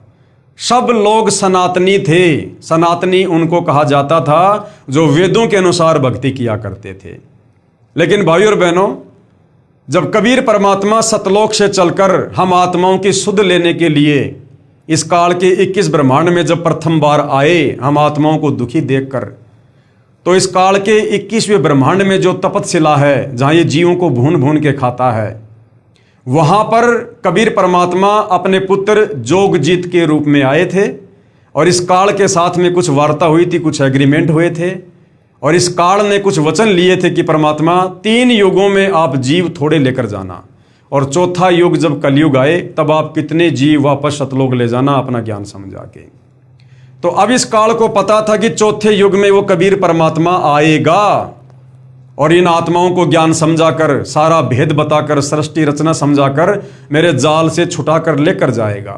और इसको चिंता है, यदि सारे चले गए तो मेरे भोजन का क्या होगा। तो इस कलयुग में इसने भाई और बहनों तरह तरह के धर्म चला दिए, तरह तरह के धर्म, हिंदू, मुस्लिम, सिख, ईसाई, यहूदी, मंगोली, फारसी, और हमें जातियों में बांट दिया, धर्मों में बांट दिया। क्यों बांट दिया? ताकि हम आपस में एक दूसरे को छोटा बड़ा समझकर, एक दूसरे को घटिया और ऊंचा समझकर, और हम अपने अपने धर्मों को सर्वश्रेष्ठ समझकर, अपनी अपनी धर्म की पुस्तकों को सर्वमान्य समझकर हम आपस में धर्म के नाम पर लड़ते रहें, झगड़ते रहें। क्योंकि इस समय उस कबीर भगवान ने यहां पर आना था, इस काल को पता है। तो काल ने हमारे को बिजी कर दिया, व्यस्त कर दिया, और दुनिया भर के ना जाने कितने साधु संत महात्मा भेज दिए, ताकि कोई भी आत्मा उस तत्वदर्शी संत के संपर्क में ना आ जाए और ये मनुष्य जन्म इनका यूं ही बर्बाद हो जाए। इसलिए भाई और बहनों, इसने ये 5000 साल के अंदर अंदर ये हिंदू धर्म, मुसलमान धर्म, सिख धर्म, ईसाई धर्म, बौद्ध धर्म, ये सारे धर्म खड़े कर दिए इसने। अन्यथा सतयुग में कोई धर्म नहीं था, कोई जातियां नहीं थी। त्रेता युग में कोई हिंदू मुसलमान नहीं थे। द्वापर युग में कोई हिंदू मुसलमान नहीं थे। आप त्रेता युग में श्री रामचंद्र जी के जो 3 भाई थे उनको देख लो। ना रामचंद्र जी के नाम के आगे पीछे कोई सिंह या कोई जाट या कोई यादव या कोई धानक लगता था, ना शत्रुघ्न के नाम के आगे, और ना ही भरत और लक्ष्मण के नाम के आगे। आप बाली को देखिए, सुग्रीव को देखिए, जामवंत को देखिए, अंगद को देखिए, हनुमान जी को देखिए, रावण को देखिए, अक्षय कुमार को देखिए। किसी के नाम के आगे कोई खान, कोई यादव, कोई सिंह कुछ नहीं लगता। द्वापर युग में आइए 5000 साल पहले, आप पांडवों को देख लीजिए। 5 पांडव, अर्जुन, नकुल, सहदेव, भीम, युधिष्ठिर, किसी के नाम के आगे कोई सिंह, कोई यादव, कोई जाट, कोई ब्राह्मण कुछ नहीं। 100 कौरव थे, किसी के नाम के आगे कुछ नहीं। दुर्योधन, दुशासन, शकुनी, धृतराष्ट्र वगैरह वगैरह। कोई जाति सूचक शब्द नहीं, कोई धार्मिक शब्द नहीं, कोई सिंह नहीं, कोई यादव नहीं, कोई शर्मा नहीं, कोई ठाकुर नहीं, कोई राजपूत नहीं। क्योंकि द्वापर, त्रेता और सतयुग तक कोई धर्म नहीं था। उस समय तक काल को कोई खतरा नहीं था, क्योंकि परमात्मा ने वचन दिया था कि मैं चौथे युग में अपना ज्ञान समझाकर जीवों को लेकर जाऊंगा। तो ये चौथा युग कलयुग चल रहा है। इस समय काल को चिंता लगी हुई है कि कहीं वो तत्वदर्शी संत आ गया और ये तमाम आत्माएं उसके पीछे लग गई, सबको सृष्टि रचना समझ में आ गई, तो मेरा तो 21 ब्रह्मांड खाली हो जाएगा। फिर मैं रोजाना 1 लाख खाने के लिए जीव कहां से लाऊंगा? इसलिए भाई और बहनों, इसने मुसलमान धर्म बना दिए, हिंदू धर्म बना दिया। मुसलमान धर्म में इसने अलग से 4 किताबें दे दी, तौरेत, जबूर, इंजिल, हदीसें, कुरान शरीफ, कुरान मजीद, ताकि मुसलमान इन्हीं को सर्वश्रेष्ठ मानकर इनमें उलझे रहें। हिंदुओं को 4 वेद दे दिए, गीता दे दी, 18 पुराण दे दिए, 6 शास्त्र दे दिए, कि हिंदू इन्हीं को सर्वश्रेष्ठ मानकर इनमें उलझे रहें। सिखों को गुरु ग्रंथ साहिब दे दिया कि इसमें लगे रहें। ईसाइयों को बाइबल दे दी, तुम इसमें लगे रहो। और जब वो सच्चा संत, सच्चा परमात्मा धरती पर आए तो उसकी बात कोई मत सुनना। इसलिए भाई और बहनों, ये जो ब्रह्म है, ये ब्रह्मा विष्णु महेश का बाप है, दुर्गा का पति है। और इसी ने द्वापर युग में महाभारत के समय अर्जुन को गीता जी का ज्ञान दिया, श्री कृष्ण जी के शरीर में प्रवेश करके। ठीक इसी प्रकार आज से 1400 साल पहले हजरत मोहम्मद को इसी ब्रह्म ने, मुसलमान भाई जिसे अपना अल्लाह कहते हैं, वो यही काल है, यही ब्रह्म है, इसी ने हजरत मोहम्मद को यह ज्ञान दिया। और आप जब पढ़ेंगे तो आपको लगेगा सेम सेम है, बिल्कुल सेम सेम। ये काल ब्रह्म, ब्रह्मा विष्णु महेश का पिता, दुर्गा का पति, गीता जी अध्याय 4 श्लोक नंबर 34 में कह रहा कि अर्जुन, मुझे इस भक्ति मार्ग के विषय में कंप्लीट जानकारी नहीं है सृष्टि रचना की। तो किसी तत्वदर्शी संत की खोज कर ले, वो तत्वदर्शी संत तुझे बताएगा कि वास्तव में तत्व ज्ञान क्या है और परमात्मा की प्राप्ति कैसे होगी। ठीक इसी प्रकार ये ब्रह्म, जिसको मुसलमान अल्लाह कहते हैं, इसने हजरत मोहम्मद को कहा कि ए पैगंबर, वो जिंदा पर भरोसा कर जो तुझे मिला था। यानी कबीर परमात्मा जिंदा बाबा रूप में और हजरत मोहम्मद जी को मिले थे, उनको प्रथम नाम दिया था, भक्ति बताई थी। बाद में शैतान के प्रभाव से हजरत मोहम्मद ने वो भक्ति छोड़ दी और इस काल वाली भक्ति को अपना लिया। तो वो ब्रह्म, वो काल कह रहा कि ऐ हजरत मोहम्मद, तुझे जो जिंदा बाबा मिला था कबीर, और उसने तुझे जो भक्ति बताई उस पर यकीन कर। इन काफिरों का कहना मत मानना। काफिर यानी जो एक अल्लाह की पूजा ना करके बाकी औरों को पूजते हैं, देवी देवताओं की पूजा करते हैं। और कहा कि उस कबीर अल्लाह की जानकारी किसी बाखबर से जा पूछो, किसी बाखबर से, उसकी खबर किसी बाखबर से पूछो। अब मुसलमान धर्म में बाखबर कहते हैं तत्वदर्शी संत को, जो शास्त्रों के विषय में जानता है। तो भाई और बहनों, दोनों धर्मों के शास्त्रों का ज्ञान सेम है, क्योंकि ज्ञान देने वाला यही काल है, यही ब्रह्म है। केवल आप और हमें इसने धर्मों में आपस में बांटकर भ्रमित कर रखा है। और इसी भ्रमणा को तोड़ने के लिए अब शतलोक से चलकर वही कबीर परमेश्वर, उसे चाहे जिंदा बाबा को हो, चाहे बाखबर को हो, चाहे धीरानाम संत को हो, चाहे तत्वदर्शी संत को हो, सतगुरु को हो, जगत गुरु को हो, वही कबीर परमात्मा सतगुरु रामपाल जी के नाम से धरती पर प्रकट हैं। अगर फायदा उठा सको तो उपदेश लेकर उठा लो। पवित्र कुरान शरीफ को बोलने वाला अल्लाह यानी ये काल स्वयं किसी और कबीर नामक प्रभु की तरफ संकेत कर रहा है तथा कह रहा है कि पूर्ण परमात्मा कबीर के विषय में मैं भी नहीं जानता। जैसे गीता जी में अर्जुन को कह रहा है कि परमात्मा के विषय में मैं भी नहीं जानता, किसी तत्वदर्शी संत से पूछ ले। इसी प्रकार कुरान का ज्ञान देते समय हजरत मोहम्मद को यही ब्रह्म कह रहा है कि उस कबीर के बारे में मैं नहीं जानता, तू किसी बाखबर से जा पूछ। उसके विषय में किसी तत्वदर्शी संत, मुसलमान धर्म में बाखबर कहते हैं, उससे पूछो। कबीर देव ने यानी कबीर परमेश्वर जी ने यही कहा था कि मैं स्वयं पूर्ण परमात्मा अल्लाह कबीर अकबीरू हूं। अपने समस्त ज्ञान का संदेशवाहक रूप में मैं स्वयं ही आया हूं कि सतलोक से चलकर और अपने यथार्थ ज्ञान को देने के लिए मैं स्वयं ही आया हूं और मुझे पहचानो। परंतु ऐसे ही आचार्यों ने पहले भी परमेश्वर के वास्तविक ज्ञान को जनता तक नहीं जाने दिया। 650 साल पहले कबीर परमात्मा बनारस के काशी में लहरतारा तालाब पर शतलोक से चलकर एक कमल के विकसित फूल पर शिशु रूप में प्रकट हुए, जैसा कि वेदों में उनकी महिमा लिखी हुई है। लेकिन हमारे इन काल प्रेरित आचार्यों ने, शंकराचार्यों ने, इन धर्म गुरुओं ने अपने धार्मिक धंधे के चलते, अपने स्वार्थ के चलते, काल प्रेरणा के चलते इस सच्चाई को ऊपर नहीं आने दिया और कह दिया कि कबीर तो अनपढ़ जुलाहा है। कबीर क्या जाने शास्त्रों में क्या लिखा है, क्योंकि उस समय सर्व शास्त्र संस्कृत भाषा में थे। आम व्यक्ति को पढ़ने लिखने का अधिकार नहीं था। कबीर परमात्मा उस समय एक निर्धन गरीब अनपढ़ जुलाई की भूमिका कर रहे थे, जिस कारण से भाई और बहनों इन नकली धर्म गुरुओं की दाल गल गई। लोगों ने सोचा भाई कबीर तो जुलाहा है, ये तो कभी स्कूल गया ही नहीं, इसको तो संस्कृत आती नहीं, इसे क्या पता शास्त्रों में क्या लिखा है। लेकिन उस समय कबीर परमात्मा ने जो जो बताया और जो कबीर सागर में लिखवाया, आज सर्व धर्मों के सर्व ग्रंथ उसके साक्षी हैं। अपने समस्त ज्ञान का संदेशवाहक रूप में मैं स्वयं ही आया हूं, मुझे पहचानो। परंतु ऐसे ही आचार्यों ने पहले भी परमेश्वर के वास्तविक ज्ञान को जनता तक नहीं जाने दिया। कहा करते थे कि कबीर तो अशिक्षित है यानी अनपढ़ है, यह संस्कृत तो जानता ही नहीं, हम शिक्षित हैं। इस बात पर पहले तो भगत जन गुमराह हो गए थे, परंतु अब यानी वर्तमान समय में इस कलयुग की पिछली पीढ़ी में सर्व समाज शिक्षित है। आज आप और हम सब पढ़े लिखे हैं। इन मार्ग भ्रष्ट आचार्यों की दाढ़ नहीं गल रही है।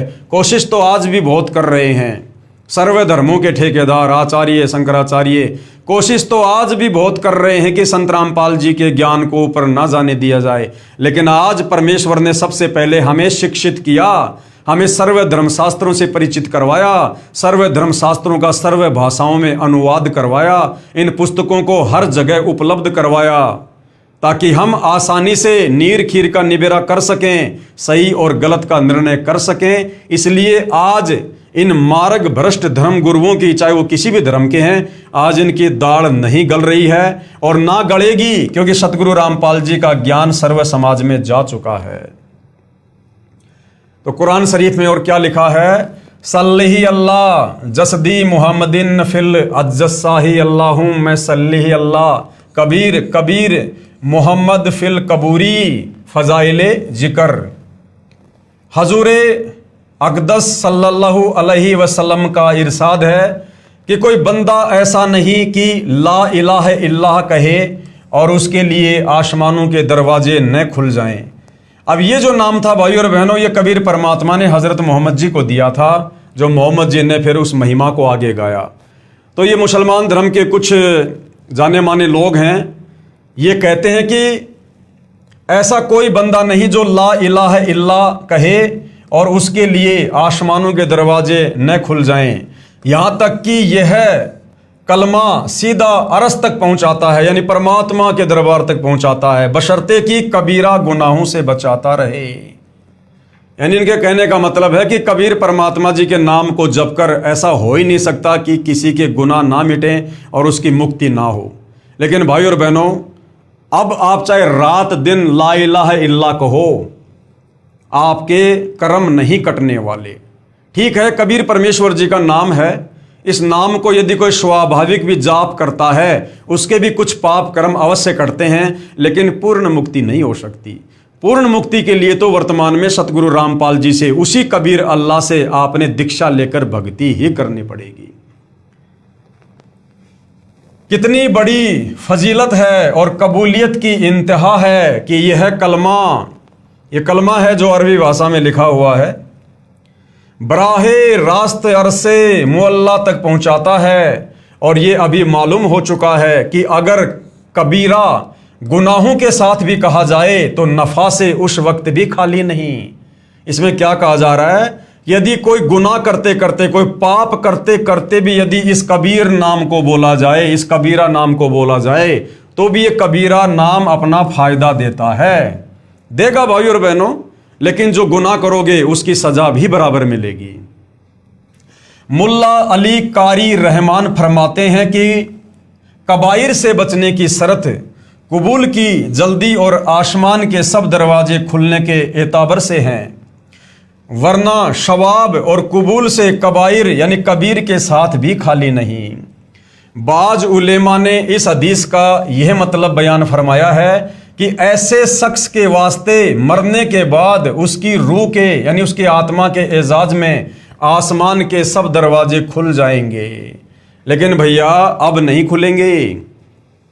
अब आपने विधि विधान से, और ये कोई मंत्र नहीं है, वास्तव में सतलोक जाने का, पूर्ण मुक्ति प्राप्त करने का मंत्र क्या है, वो सतगुरु रामपाल जी के पास है। उनसे उपदेश लेना पड़ेगा, उनको अपना सतगुरु धारण करना पड़ेगा और उनके बताए प्रत्येक नियमों को फॉलो करना पड़ेगा। ये मांस खाना, शराब पीना, चोरी जारी करना, नशा करना, आन उपासना करना, ये तमाम हमने छोड़नी पड़ेंगी। एक हदीस में आया है, 2 कलमे ऐसे हैं कि उनमें से, एक कलमे का मतलब होता है मंत्र, एक हदीस में आया है कि 2 मंत्र ऐसे हैं कि उनमें से एक के लिए अरस के नीचे कोई मुंतहा नहीं, दूसरा आसमान और ज़मीन को यानी अपने नूर या अपने अर्ज से भर दे। एक है ला इलाहा इल्लाह और दूसरा है अल्लाहु अकबर यानी अल्लाहु कबीर। पवित्र वेदों में प्रमाण ये कबीर ही परमात्मा है, कबीर ही अल्लाह है। पवित्र वेदों में कहाँ कहाँ प्रमाण है, ये आगे आपने ऊपर ये पवित्र कुरान शरीफ में तो देख ही लिया कि ला इलाहा इल्लाह, दूसरा है अल्लाहु अकबर यानी अल्लाहु कबीर, यानी यही कबीर परमात्मा है। और ये कलमा, ये मंत्र हज़रत मोहम्मद जी को कबीर परमात्मा ने जिंदा बाबा के रूप में 1450 साल पहले दिया था। लेकिन अब भाई और बहनों, आपने ओरिजिनल जो कलमा है, जो मंत्र है, वो लेने पड़ेंगे, तब बात बनेगी। अब वेदों में कहाँ प्रमाण है? कबीर देव अपने ज्ञान का दूत बनकर स्वयं ही आता है, यानी कबीर परमात्मा सतलोक से इस काल के लोक में अपने द्वारा रची सृष्टि का ज्ञान समझाने के लिए, तत्व ज्ञान देने के लिए, अपने ज्ञान का दूत बनकर यानी अपने ज्ञान का प्रचार करने के लिए खुद ही चलकर आता है, किसी को सतलोक से भेजता नहीं है। जैसे आज सतगुरु रामपाल जी के नाम से स्वयं ही आए हुए हैं। कबीर देव यानी कबीर परमेश्वर अपने ज्ञान का दूत बनकर, यानी दूत यानी संदेशवाहक बनकर स्वयं ही आता है तथा अपना समस्त ज्ञान यानी वास्तविक तत्व ज्ञान स्वयं ही कराता है। स्वयं कबीर देव कबीर परमेश्वर जी ने अपनी अमृतवाणी में कहा है, अविगत से चल आया, कोई मेरा भेद मर्म नहीं पाया। अविगत यानी मैं सतलोक से चलकर आया हूं और यहां पर किसी को भी मेरे विषय में जानकारी नहीं है कि कोई कबीर परमात्मा है, कोई सतलोक है। अविगत से चल आया, कोई मेरा भेद मर्म नहीं पाया। ना मेरा जन्म ना गर्भ बसेरा, बालक हो दिखलाया। काशी नगर जल कमल पे डेरा, वहां जुलाहे न पाया। यानी कबीर परमात्मा सतलोक से चलकर 650 साल पहले बनारस के काशी में कमल के फूल पर प्रकट हुए। और कबीर परमात्मा कह रहे हैं कि भाई ना मेरा जन्म है, मैं किसी माँ से जन्म नहीं लेता, ना किसी माँ के मैं गर्भ से आया, और बालक हो दिखलाया, मैंने शिशु रूप धारण किया।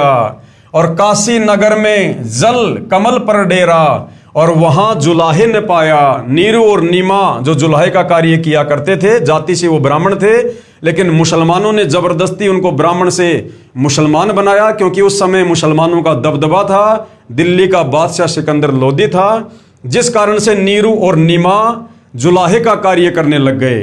तो नीरू और नीमा ने कबीर परमेश्वर की जो है पालन पोषण की भूमिका की उस समय। मात पिता मेरे कछु नाही, ना मेरे घर दासी। और जुल्हा का सुत आण कहाया, जगत करे मेरी हासी। कबीर परमात्मा कहते हैं मेरे कोई माता पिता नहीं है, मेरे तो मुंह बोले माता पिता थे नीरू नीमा, और ना मेरे घर दासी, और मैंने कोई शादी वादी नहीं की। लोग झूठी अफवाह उड़ाते हैं। और जुल्हा का सुत आण कहाया, यानी नीरू नीमा जो जुल्हे का काम करते थे, मैं उनका बेटा कहलाया। और ये बात सुनकर संसार मेरी हंसी करता है कि कोई बालक कैसे कमल के फूल पर प्रकट हो सकता है। 5 तत्व का धड़ नहीं मेरा, जानो ज्ञान अपारा। सत्य स्वरूपी नाम साहिब का, सोए नाम हमारा। क्या कहा परमात्मा ने कि 5 तत्व का धड़ नहीं मेरा। धड़ यानी शरीर, कि तुम लोगों की तरह ये 5 तत्व का हाड़ मांस का शरीर नहीं है मेरा। और जानू ज्ञान अपारा, मैं जगत गुरु हूं, सर्वज्ञ हूं। और सत्य स्वरूपी नाम साहिब का, और जो सत्य पुरुष का नाम है, सारी सृष्टि को रचने वाला जो परमात्मा है, वही मेरा नाम है कबीर। अधर दीप गगन गुफा में, तानिज वस्तु सारा। ज्योत स्वरूपी अलख निरंजन, भी धरता ध्यान हमारा। कि मैं सतलोक में रहता हूं, सबसे ऊपर टॉप मोस्ट पैलेस पर। और तुम्हारा जो ये ज्योति निरंजन है ना, ये ज्योति निरंजन ब्रह्म, ये काल, ये भी मेरा ही ध्यान धरता है। इसका इष्ट देव भी मैं ही हूं। हाड़ चाम लहू ना मेरे, कोई जाने सतनाम उपासी। तारण तरण अभय पद दाता, मैं हूं कबीर अविनाशी। उपरोक्त शब्द में कबीर परमेश्वर जी कह रहे हैं कि न तो मेरी कोई पत्नी है, न ही मेरा 5 तत्व यानी हाड़ चाम लहू अर्थात नाड़ियों के जोड़ जुगाड़ वाली काया है। मेरा ऐसा शरीर नहीं है। मैं स्वयंभू हूं, यानी मैं स्वयं ही प्रकट होता हूं। तथा काशी के लहर तारा नामक तालाब के जल में कमल के फूल पर स्वयं प्रकट होकर और बालक रूप बनाया था। वहां से मुझे नीरू नामक जुलाहा उठाकर ले गया था, जो वास्तविक नाम परमेश्वर का अर्थात मेरा है। वेदों में कबीर देव, गुरु ग्रंथ साहिब में हक्का कबीर तथा कुरान शरीफ में अल्लाहु कबीरन, वही नाम मेरा है। मैं ऊपर रित धाम यानी सतलोक में रहता हूं, तथा आपका भगवान ज्योति निरंजन ये काल ब्रह्म भी मेरी पूजा करता है। इसी का प्रमाण सत्यार्थ प्रकाश 7वें समोल्लास पेज नंबर 152 153 दीनानगर पंजाब से ये प्रकाशित है, उसमें भी है। श्री दयानंद जी ने यजुर्वेद अध्याय 13 मंत्र 4 तथा ऋग्वेद मंडल 10 सूक्त 49 मंत्र 1 का अनुवाद किया है, जिसमें वेदों को बोलने वाला ब्रह्म यानी काल कह रहा है। ऋग्वेद मंडल 10 सूक्त 49 मंत्र 1 तथा यजुर्वेद अध्याय 13 मंत्र 4 में, हे मनुष्यों, जो सृष्टि के पूर्व है, कौन सी सृष्टि के पूर्व है? इस काल की 21 ब्रह्मांड वाली सृष्टि से पहले। हे मनुष्यों, जो सृष्टि से पहले सर्व की उत्पत्ति करता तथा सर्व का स्वामी था, आगे भी रहेगा, वही सर्व सृष्टि को बनाकर धारण कर रहा है। उस सुख स्वरूप परमात्मा की भक्ति जैसे हम यानी ब्रह्म तथा अन्य देव भी उसी की साधना करते हैं, वैसे ही तुम लोग भी करो। यानी उसी कबीर परमेश्वर की भक्ति करनी चाहिए, जिसकी भक्ति स्वयं ये ब्रह्म गीता का ज्ञान देने वाला भी करता है, और 33 करोड़ देवता भी इसी परमात्मा को आधार मानकर भक्ति करते हैं, भले उन्हें परमेश्वर का नहीं पता है। मंगलाचरण में लास्ट में परमात्मा कहते हैं 33 कोटि आधारा, यानी 33 करोड़ देवी देवताओं की भक्ति का आधार भी कबीर परमात्मा ही है। 33 कोटि आधारा ध्यावे 88, उतरे भवजल पारा, कट है यम की फांसी। इसका प्रमाण है पवित्र यजुर्वेद अध्याय 29 मंत्र 25। ये श्लोक आप जियों के सामने है, संस्कृत में है, आप जी पढ़ सकते हैं। और परमात्मा ने साथ में प्रत्येक शब्द का हिंदी में अनुवाद करके भी बताया है। हम सीधा सीधा इसके भावार्थ पर चलेंगे कि ये श्लोक हमें भगवान और भक्ति के विषय में क्या समझाना चाहता है।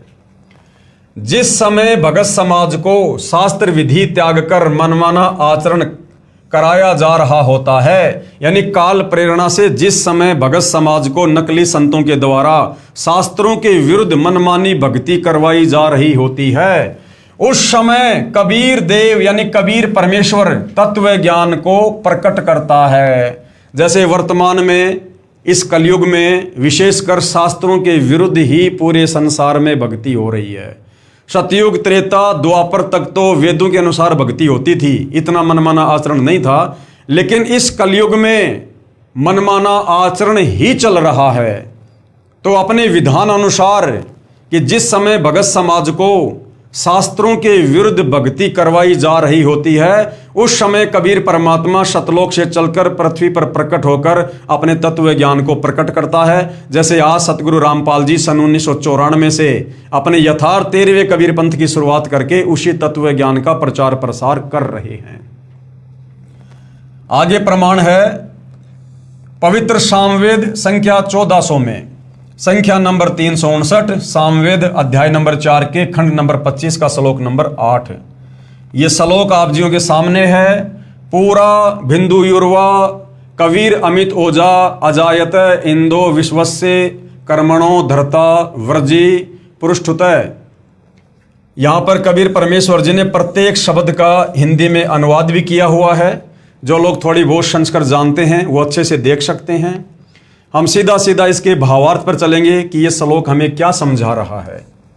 भावार्थ, जो कबीर देव यानी कबीर परमेश्वर तत्व ज्ञान लेकर संसार में आता है, वह सर्वशक्तिमान है तथा काल यानी ब्रह्म के कर्म रूपी किले को तोड़ने वाला है। यानी इस काल ने हमारे ऊपर जो ये दुनिया भर के कर्म बंधन लगा रखे हैं, इन कर्म बंधनों को वो कबीर परमात्मा जब तत्व ज्ञान लेकर तत्वदर्शी संत की भूमिका करता है, तो अपनी सत भक्ति से इस काल के इन कर्म रूपी इस किले को तोड़ने वाला है। वह सर्व सुखदाता है तथा सर्व के पूजा करने योग्य है। यानी सबने पूरी पृथ्वी पर उस समय इस कबीर परमात्मा की ही पूजा भक्ति करनी चाहिए। संख्या नंबर 1400 सामवेद उतारचिक अध्याय नंबर 12 खंड नंबर 3 श्लोक नंबर 5। ये श्लोक आप जियों के सामने है। भद्रा वस्त्रा समन्या वशानो महान कबीर वचनानी शंशन आ वचस्व चंबो पुयमानो विचक्षणो जाग्रवी देवीरतो। ये आप जी देख सकते हैं भाई और बहनों, ये श्लोक आप जियों के सामने है और प्रत्येक शब्द का गुरुदेव ने यहाँ हिंदी में अनुवाद भी किया है। हम सीधा सीधा इसके भावार्थ पर जाएंगे कि भावार्थ के माध्यम से गुरुदेव हमें क्या समझाना चाहते हैं। शास्त्र विधि विरुद्ध साधना यानी धर्म ग्रंथों के विरुद्ध साधना रूपी मवाद अर्थात घातक साधना पर आधारित भगत समाज को कबीर देव यानी कबीर परमेश्वर तत्व ज्ञान समझाने के लिए यहाँ संसार में प्रकट होता है। उस समय अपने तेजोमय शरीर पर अन्य शरीर रूपी वस्त्र हल्के तेज का पहनकर आता है, क्योंकि परमेश्वर के वास्तविक तेजों में शरीर को चरम दृष्टि से नहीं देखा जा सकता। कुछ दिन आम व्यक्ति जैसा जीवन जीकर लीला करता है तथा परमेश्वर को यानी अपने को पाने वाले ज्ञान को उजागर करता है, यानी तत्व ज्ञान बताता है। ऋग्वेद मंडल 9 सूक्त 96 मंत्र 17। शिशु जज्ञानम हरियंत मर्जंती शुभंती वही मरुतो गणेन कवीर गिरभी काव्यना कवि संत सोम पवित्र मैतेजी रेभन। ये श्लोक आप जियों के सामने है। यहाँ गुरुदेव ने प्रत्येक शब्द का हिंदी में अनुवाद भी किया हुआ है ताकि समझने में आसानी रहे। हम सीधा इसके भावार्थ पर चलते हैं कि ये श्लोक हमें क्या समझा रहा है। भावार्थ, ऋग्वेद मंडल 9 सूक्त 96 मंत्र 16 में कहा है कि आओ पूर्ण परमात्मा के वास्तविक नाम को जाने, कि वो पूर्ण परमात्मा कौन है, सारी सृष्टि का रचयिता कौन है, उसके नाम को जानते हैं। इस मंत्र 17 में उस परमात्मा का नाम व परिपूर्ण परिचय दिया है कि परमेश्वर का क्या नाम है, जिस परमात्मा को निराकार कहकर हमारे नादान धर्म गुरुओं ने ठंडे बस्ते में डाल रखा था, हमें भक्ति और भगवान से दूर कर रखा था, जबकि हमारे पवित्र वेद उस परमेश्वर का नाम तक बता रहे हैं। वेद बोलने वाला ब्रह्म कह रहा है कि पूर्ण परमात्मा विलक्षण मनुष्य के बच्चे के रूप में प्रकट होकर कबीर देव अपने वास्तविक ज्ञान को अपनी कबीर वाणी के द्वारा निर्मल ज्ञान अपने हंस आत्माओं अर्थात पुण्यात्माओं यानी अनुयायियों को कविताओं लोकोक्तियों के द्वारा संबोधन करके अर्थात उच्चारण करके वर्णन करता है। जैसे चारों युगों में कबीर परमेश्वर ने किया। सतयुग में सत सुकृत ऋषि के नाम से, त्रेता में मुनिंदर ऋषि के नाम से, द्वापर में करुणामय ऋषि के नाम से और कलयुग में कबीर नाम से। और एक विलक्षण बच्चे के रूप में प्रकट हुए, यानी सतलोक से चलकर कमल के फूल पर प्रकट हुए और फिर अपनी हंस आत्माओं को, अपने भक्तों को उस तत्व ज्ञान को कविताओं के माध्यम से बोल बोल कर उच्चारण करके लोकोक्तियों के द्वारा संबोधन करके अर्थात उच्चारण करके वर्णन किया। इस तत्व ज्ञान के अभाव से उस समय प्रकट परमात्मा को ना पहचान कर केवल ऋषि व संत या कवि मान लेते हैं। जैसे इस तत्व ज्ञान के अभाव में लोगों ने कबीर जी को केवल एक कवि मान लिया और हम क्या सुनते आए थे कि कबीर जी तो कवि थे, कवि, क्योंकि उनकी कविताओं को हमारे पाठ्यक्रम में शामिल किया गया था कि बड़ा भया तो क्या भया जैसे पेड़ खजूर, पंछी को छाया नहीं फल लागे अति दूर। तो नादान धर्मगुरुओं ने या आम समाज ने तत्व ज्ञान के अभाव में इस परमेश्वर को ना पहचान कर, वेदों को ना पहचान कर, ना समझ कर, जैसे तुलसीदास जी थे, रविदास जी थे, रहीम जी थे, कालिदास जी थे, सूरदास जी थे, इस प्रकार से कबीर जी को भी केवल एक कवि ही मान लिया था। लेकिन भाई और बहनों, हमारे पवित्र वेद ये भी कहते हैं कि वो परमात्मा जब धरती पर आता है तो वो जो है एक कवि की भांति कविताओं के द्वारा भी अपने ज्ञान का प्रचार करता है। यानी वेदों में कवि भी कबीर परमात्मा को ही कहा गया है। वह परमात्मा स्वयं भी कहता है कि मैं पूर्ण ब्रह्म हूं, परंतु लोक वेद के आधार से परमात्मा को निराकार मानने हुए प्रजाजन नहीं पहचानते, क्योंकि हमारे धर्मगुरु सदियों से हमारे को यही पट्टी पढ़ाते हैं कि परमात्मा तो निराकार है, परमात्मा कभी मनुष्य आकार में नहीं आता है, वो कभी दिखाई नहीं देता है। लेकिन जब वो वास्तविक परमात्मा कबीर देव जो सशरीर है, साकार है, मनुष्य दृश्य है, हर बार यहाँ आते हैं, चारों युगों में आते हैं, अनंत बार आते हैं, हमें ज्ञान से परिचित करवाते हैं और वो कहते हैं कि भाई मैं परमात्मा हूं, मैं भगवान हूं। लेकिन हम उस परमेश्वर की बात पर यकीन क्यों नहीं कर पाते? क्योंकि सदियों से, उससे पहले हमारे नादान धर्मगुरु हमें ये पट्टी पढ़ा चुके होते हैं कि परमात्मा निराकार है, परमात्मा निराकार है, तो हम परमात्मा की बात भी नहीं मान पाते। जैसे गरीबदास जी महाराज ने काशी में प्रकट परमात्मा को पहचान कर उनकी महिमा कही तथा उस परमेश्वर द्वारा अपनी महिमा बताई गई थी, उसका यथावत वर्णन अपनी वाणी में किया है। गरीब जाति हमारी जगत गुरु, परमेश्वर है पंथ, दास गरीब लिखित पढ़े नाम निरंजन कंत। गरीब हम ही अलख अल्लाह हैं कुतुब गोश और पीर। गरीब दास खालिक धैनी हमरा नाम कबीर। गरीब ए स्वामी सृष्टा में सृष्टि हमारे तीर। दास गरीब अधर बसों अविगत सत्य कबीर। परमात्मा जी जब भी आए कहा करते थे कि मैं परमात्मा हूं भाई, लेकिन हम नादान धर्म गुरुओं के द्वारा फैलाए गए अज्ञान के अंधेरे में परमेश्वर की बातों पर यकीन नहीं कर पाए और मोक्ष से वंचित रहे। इतना स्पष्ट करने पर भी उसे कवि या संत, भगत या जुलाहा कहते हैं, परंतु वह पूर्ण परमात्मा ही होता है। उसका वास्तविक नाम कबीर देव है। वह स्वयं सत्य पुरुष कबीर ही ऋषि या संत रूप में होता है, जैसे आज संत रूप में सतगुरु रामपाल जी हैं। परंतु तत्व ज्ञानहीन ऋषियों व संतों गुरुओं के अज्ञान सिद्धांत के आधार पर आधारित प्रजा उस समय अतिथि रूप में प्रकट परमात्मा को नहीं पहचानते, क्योंकि उन अज्ञानी ऋषियों, संतों व गुरुओं में परमात्मा को निराकार बताया होता है। ऋग्वेद मंडल 9 सूक्त 96 मंत्र 18 क्या कह रहा है, ये श्लोक आप जियों के सामने है। परमेश्वर ने प्रत्येक शब्द का हिंदी में अनुवाद भी किया है, आप जी पढ़ सकते हैं। हम सीधा इसके भावार्थ पर चलते हैं। भावार्थ, मंत्र 17 में कहा है कि कबीर देव यानी कबीर भगवान शिशु रूप धारण कर लेता है, यानी छोटे बच्चे का रूप धारण कर लेता है। लीला करता हुआ बड़ा होता है। कविताओं द्वारा तत्व ज्ञान वर्णन करने के कारण कवि की पदवी प्राप्त करता है, अर्थात उसे ऋषि, संत व कवि कहने लग जाते हैं। वास्तव में वह पूर्ण परमात्मा कबीर ही है। उसके द्वारा रची अमृतवाणी कबीर वाणी कही जाती है, जो भक्तों के लिए स्वर्ग तुल्य सुखदायी होती है। वही परमात्मा तीसरे मुक्ति धाम अर्थात सतलोक की स्थापना करके एक गुंबद अर्थात गुम्मज में सिंहासन पर तेजोमय मानव सदृश से शरीर में आकार में विराजमान है।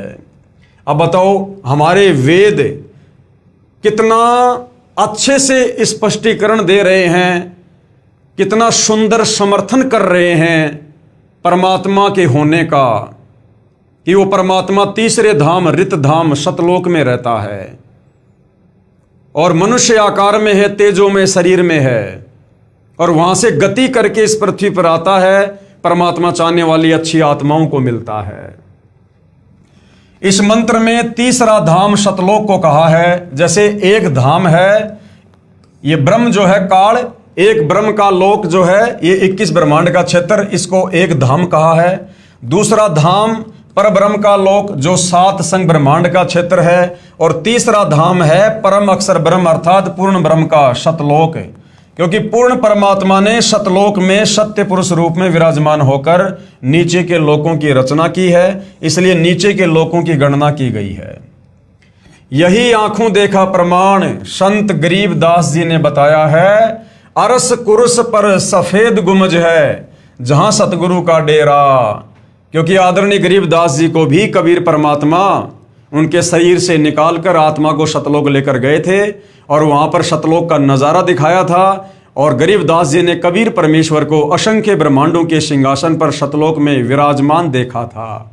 तो गरीबदास जी ने उनकी महिमा की है कि अर्श कुर्श पर यानी सबसे ऊपरी छोर पर, आसमान के सबसे ऊपरी छोर पर सतलोक में सफेद गुम्मज है जहां सतगुरु का डेरा, सतगुरु यानी गरीबदास जी के सतगुरु कबीर जी, जहां पर कबीर परमात्मा का सिंहासन है। भावार्थ है कि ऊपर आसमान के ऊपरी छोर पर कबीर परमेश्वर जी एक सफेद गुंबद यानी गुम्मज में रहते हैं। ऋग्वेद मंडल 9 सूक्त 96 मंत्र 19 भी कबीर परमेश्वर का साक्षी है। ये संस्कृत में श्लोक आप जियों के सामने है। साथ में गुरुदेव ने यहाँ पर प्रत्येक शब्द का हिंदी में अनुवाद करके भी समझाया है। हम सीधा इसके भावार्थ पर चलेंगे। मंत्र 18 में कहा है कि पूर्ण परमात्मा कबीर देव यानी कबीर परमेश्वर तीसरे मुक्ति धाम अर्थात सतलोक में एक गुम्मज में रहता है। इस मंत्र 19 में कहा है कि अत्यधिक सफेद रंग वाला पूर्ण प्रभु जो कामधेनु की तरह सर्व मनोकामना पूर्ण करने वाला है, वही वास्तव में सर्व का पालन करता है। वही कबीर देव जो मृत लोक में यानी पृथ्वी पर शिशु रूप धारण करके आता है, वही जैसे दूध से दही बनाने की विधि होती है, ऐसे पूर्ण मोक्ष प्राप्त करने की शास्त्र विधि अनुसार साधना बताकर पूर्ण मोक्ष रूपी दही प्रदान करने वाला है। तत्व ज्ञान रूपी शास्त्र अर्थात धनुष युक्त होने से सारंग पाणी है। हम लोग सारंग पाणी विष्णु जी को कहा करते थे, लेकिन असल में नारायण और सारंग पाणी ये कबीर परमात्मा है। विष्णु जी तो धनुष धारण करते हैं, लेकिन कबीर परमात्मा तत्व ज्ञान रूपी धनुष धारण करता है, जिस कारण से वास्तविक सारंग पाणी कौन है? कबीर परमेश्वर। तथा जैसे समुद्र सर्व जल का स्रोत है, वैसे ही पूर्ण परमात्मा से सर्व की उत्पत्ति हुई है। गीता जी अध्याय 15 श्लोक 3 में कहा है कि संसार रूपी वृक्ष को तत्व ज्ञान रूपी शस्त्र द्वारा काटकर अर्थात तत्व ज्ञान द्वारा संशय समाप्त करके उसके पश्चात उस परम पद परमेश्वर की खोज करनी चाहिए, जहां जाने के पश्चात साधक लौटकर कभी संसार में यानी काल के 21 ब्रह्मांड में नहीं आते, अर्थात पूर्ण मुक्त हो जाते हैं। जन्म मरण से 184 योनियों से नरक से सदा सदा के लिए झंझट समाप्त हो जाता है। जिस परमेश्वर से सर्व संसार रूपी वृक्ष की प्रवृत्ति विस्तार को प्राप्त हुई है, यानी जिस परमेश्वर ने अक्षर पुरुष के 7 संग ब्रह्मांड बनाए, काल के 21 ब्रह्मांड बनाए, ऊपर के अविनाशी लोगों की रचना की, वह पूर्ण प्रभु चौथे धाम अर्थात अनामी लोक में रहता है। सृष्टि रचना में सर्वप्रथम हमने क्या पढ़ा कि सर्वप्रथम केवल एक ही लोक था, अनामी लोक, जिसको अकय लोक भी कहते हैं, अनामे लोक भी कहते हैं, जहां पूर्ण परमात्मा कबीर देव अकेले ही रहा करते थे। वह पूर्ण प्रभु चौथे धाम यानी सबसे नीचा सतलोक, दूसरे नंबर का अलखलोक, तीसरे नंबर का अगम लोक और चौथे नंबर का अनामी लोक, वह पूर्ण प्रभु चौथे धाम अर्थात अनामी लोक में रहता है। जैसे प्रथम सतलोक, दूसरा अलखलोक, तीसरा अगम लोक और चौथा अनामी लोक है। इसलिए इस मंत्र 19 में स्पष्ट किया है कि कबीर देव यानी कबीर परमेश्वर ही अनामी पुरुष रूप में चौथे धाम अर्थात अनामी लोक में भी अन्य तेजों में रूप धारण करके रहता है। उसके बाद ऋग्वेद मंडल 9 सूक्त 96 मंत्र 20 भी इस बात की गवाही दे रहा है कि वो कबीर ही परमात्मा है जिसने सर्व लोकों की रचना की। ये श्लोक आप जियों के सामने है। प्रत्येक शब्द का गुरुदेव ने हिंदी में अनुवाद किया है। हम सीधा सीधा इसके भावार्थ पर चलते हैं। पूर्ण परमात्मा कबीर देव अर्थात कबीर परमेश्वर ऊपर तीसरे धाम अर्थात सत्यलोक में रहता है, तथा वही परमेश्वर अन्य मनुष्य रूप धारण करके चौथे धाम अर्थात अनामी लोक में रहता है। वही परमात्मा वैसा ही मनुष्य वाला सम रूप सुंदर मुखमंडल युक्त श्वेत शरीर युक्त आकार में यहाँ पृथ्वी लोक पर भी आता है, तथा अपनी वास्तविक पूजा विधि का ज्ञान करवाकर बहुत सारे समूह को अर्थात पूरे संघ को सत्य भक्ति के धनी बनाता है। असंख्य अनुयायियों का पूरा संघ सत्य भक्ति की कमाई से पूर्व वाले सुखमय लोक पूर्ण मुक्ति के खजाने को अर्थात सतलोक को साधना करके प्राप्त करता है। जैसे वर्तमान में वही कबीर परमात्मा सतगुरु रामपाल जी के रूप में धरती पर आए हुए हैं। इसके बाद भाइयों और बहनों, अथर्ववेद कांड नंबर 4 अनुवाक नंबर 1 मंत्र नंबर 7 सतगुरु रामपाल जी द्वारा भाषा भाष्य यानी हमारे चारों वेद सृष्टि रचना का समर्थन कर रहे हैं, परमेश्वर के तत्व ज्ञान को समर्थन दे रहे हैं। ये संस्कृत में श्लोक आप जियों के सामने है, देख सकते हैं। और हर जगह आपको उस कबीर देव का नाम मिलेगा भाई और बहनों, जो जो श्लोक आपको दिखाए जा रहे हैं। यहाँ गुरुदेव ने अनुवाद में प्रत्येक शब्द का हिंदी में अनुवाद भी किया है। हम सीधा इसके भावार्थ पर चलते हैं। जिस परमेश्वर के विषय में कहा जाता है तमेव माता च पिता तमेव, तमेव बंधु च सखा तमेव, तमेव विद्या च द्रविणम तमेव, तमेव सर्व मम देव देव, वह जो अविनाशी सर्व का माता पिता तथा भाई व सखा व जगत गुरु रूप में सर्व को सत्य भक्ति प्रदान करके शतलोक ले जाने वाला, काल की तरह धोखा ना देने वाला। क्योंकि काल ने हमारे को धोखा दिया ये कहकर कि मैंने पिताजी से 21 ब्रह्मांड प्राप्त कर लिए हैं और वहां मैं दूध दही शहद की नदियां बहाऊंगा, हीरे मोती लाल के पहाड़ बनाऊंगा, तुम्हें कोई काम नहीं करना पड़ेगा, मेरे साथ चलो। और यहां हमारे को गधा बना के छोड़ दिया। तो कहते हैं वो कबीर परमात्मा काल की तरह धोखा देने वाला नहीं है। यानी आज जो कबीर परमात्मा सतगुरु रामपाल जी हमें सत्य सत्य बता रहे हैं सतलोक के विषय में, वहां के सुख के विषय में, हमें वैसा ही मिलेगा वहां पर। काल की तरह धोखा ना देने वाला, सर्व ब्रह्मांडों की रचना करने वाला कबीर देव, कबीर परमेश्वर है। इतना खुलकर हमारे वेद समर्थन कर रहे हैं, फिर भी तत्व ज्ञान के अभाव में हमारे नादान धर्मगुरु नहीं समझ पाए। कबीर साहिब जी चारों युगों में आते हैं।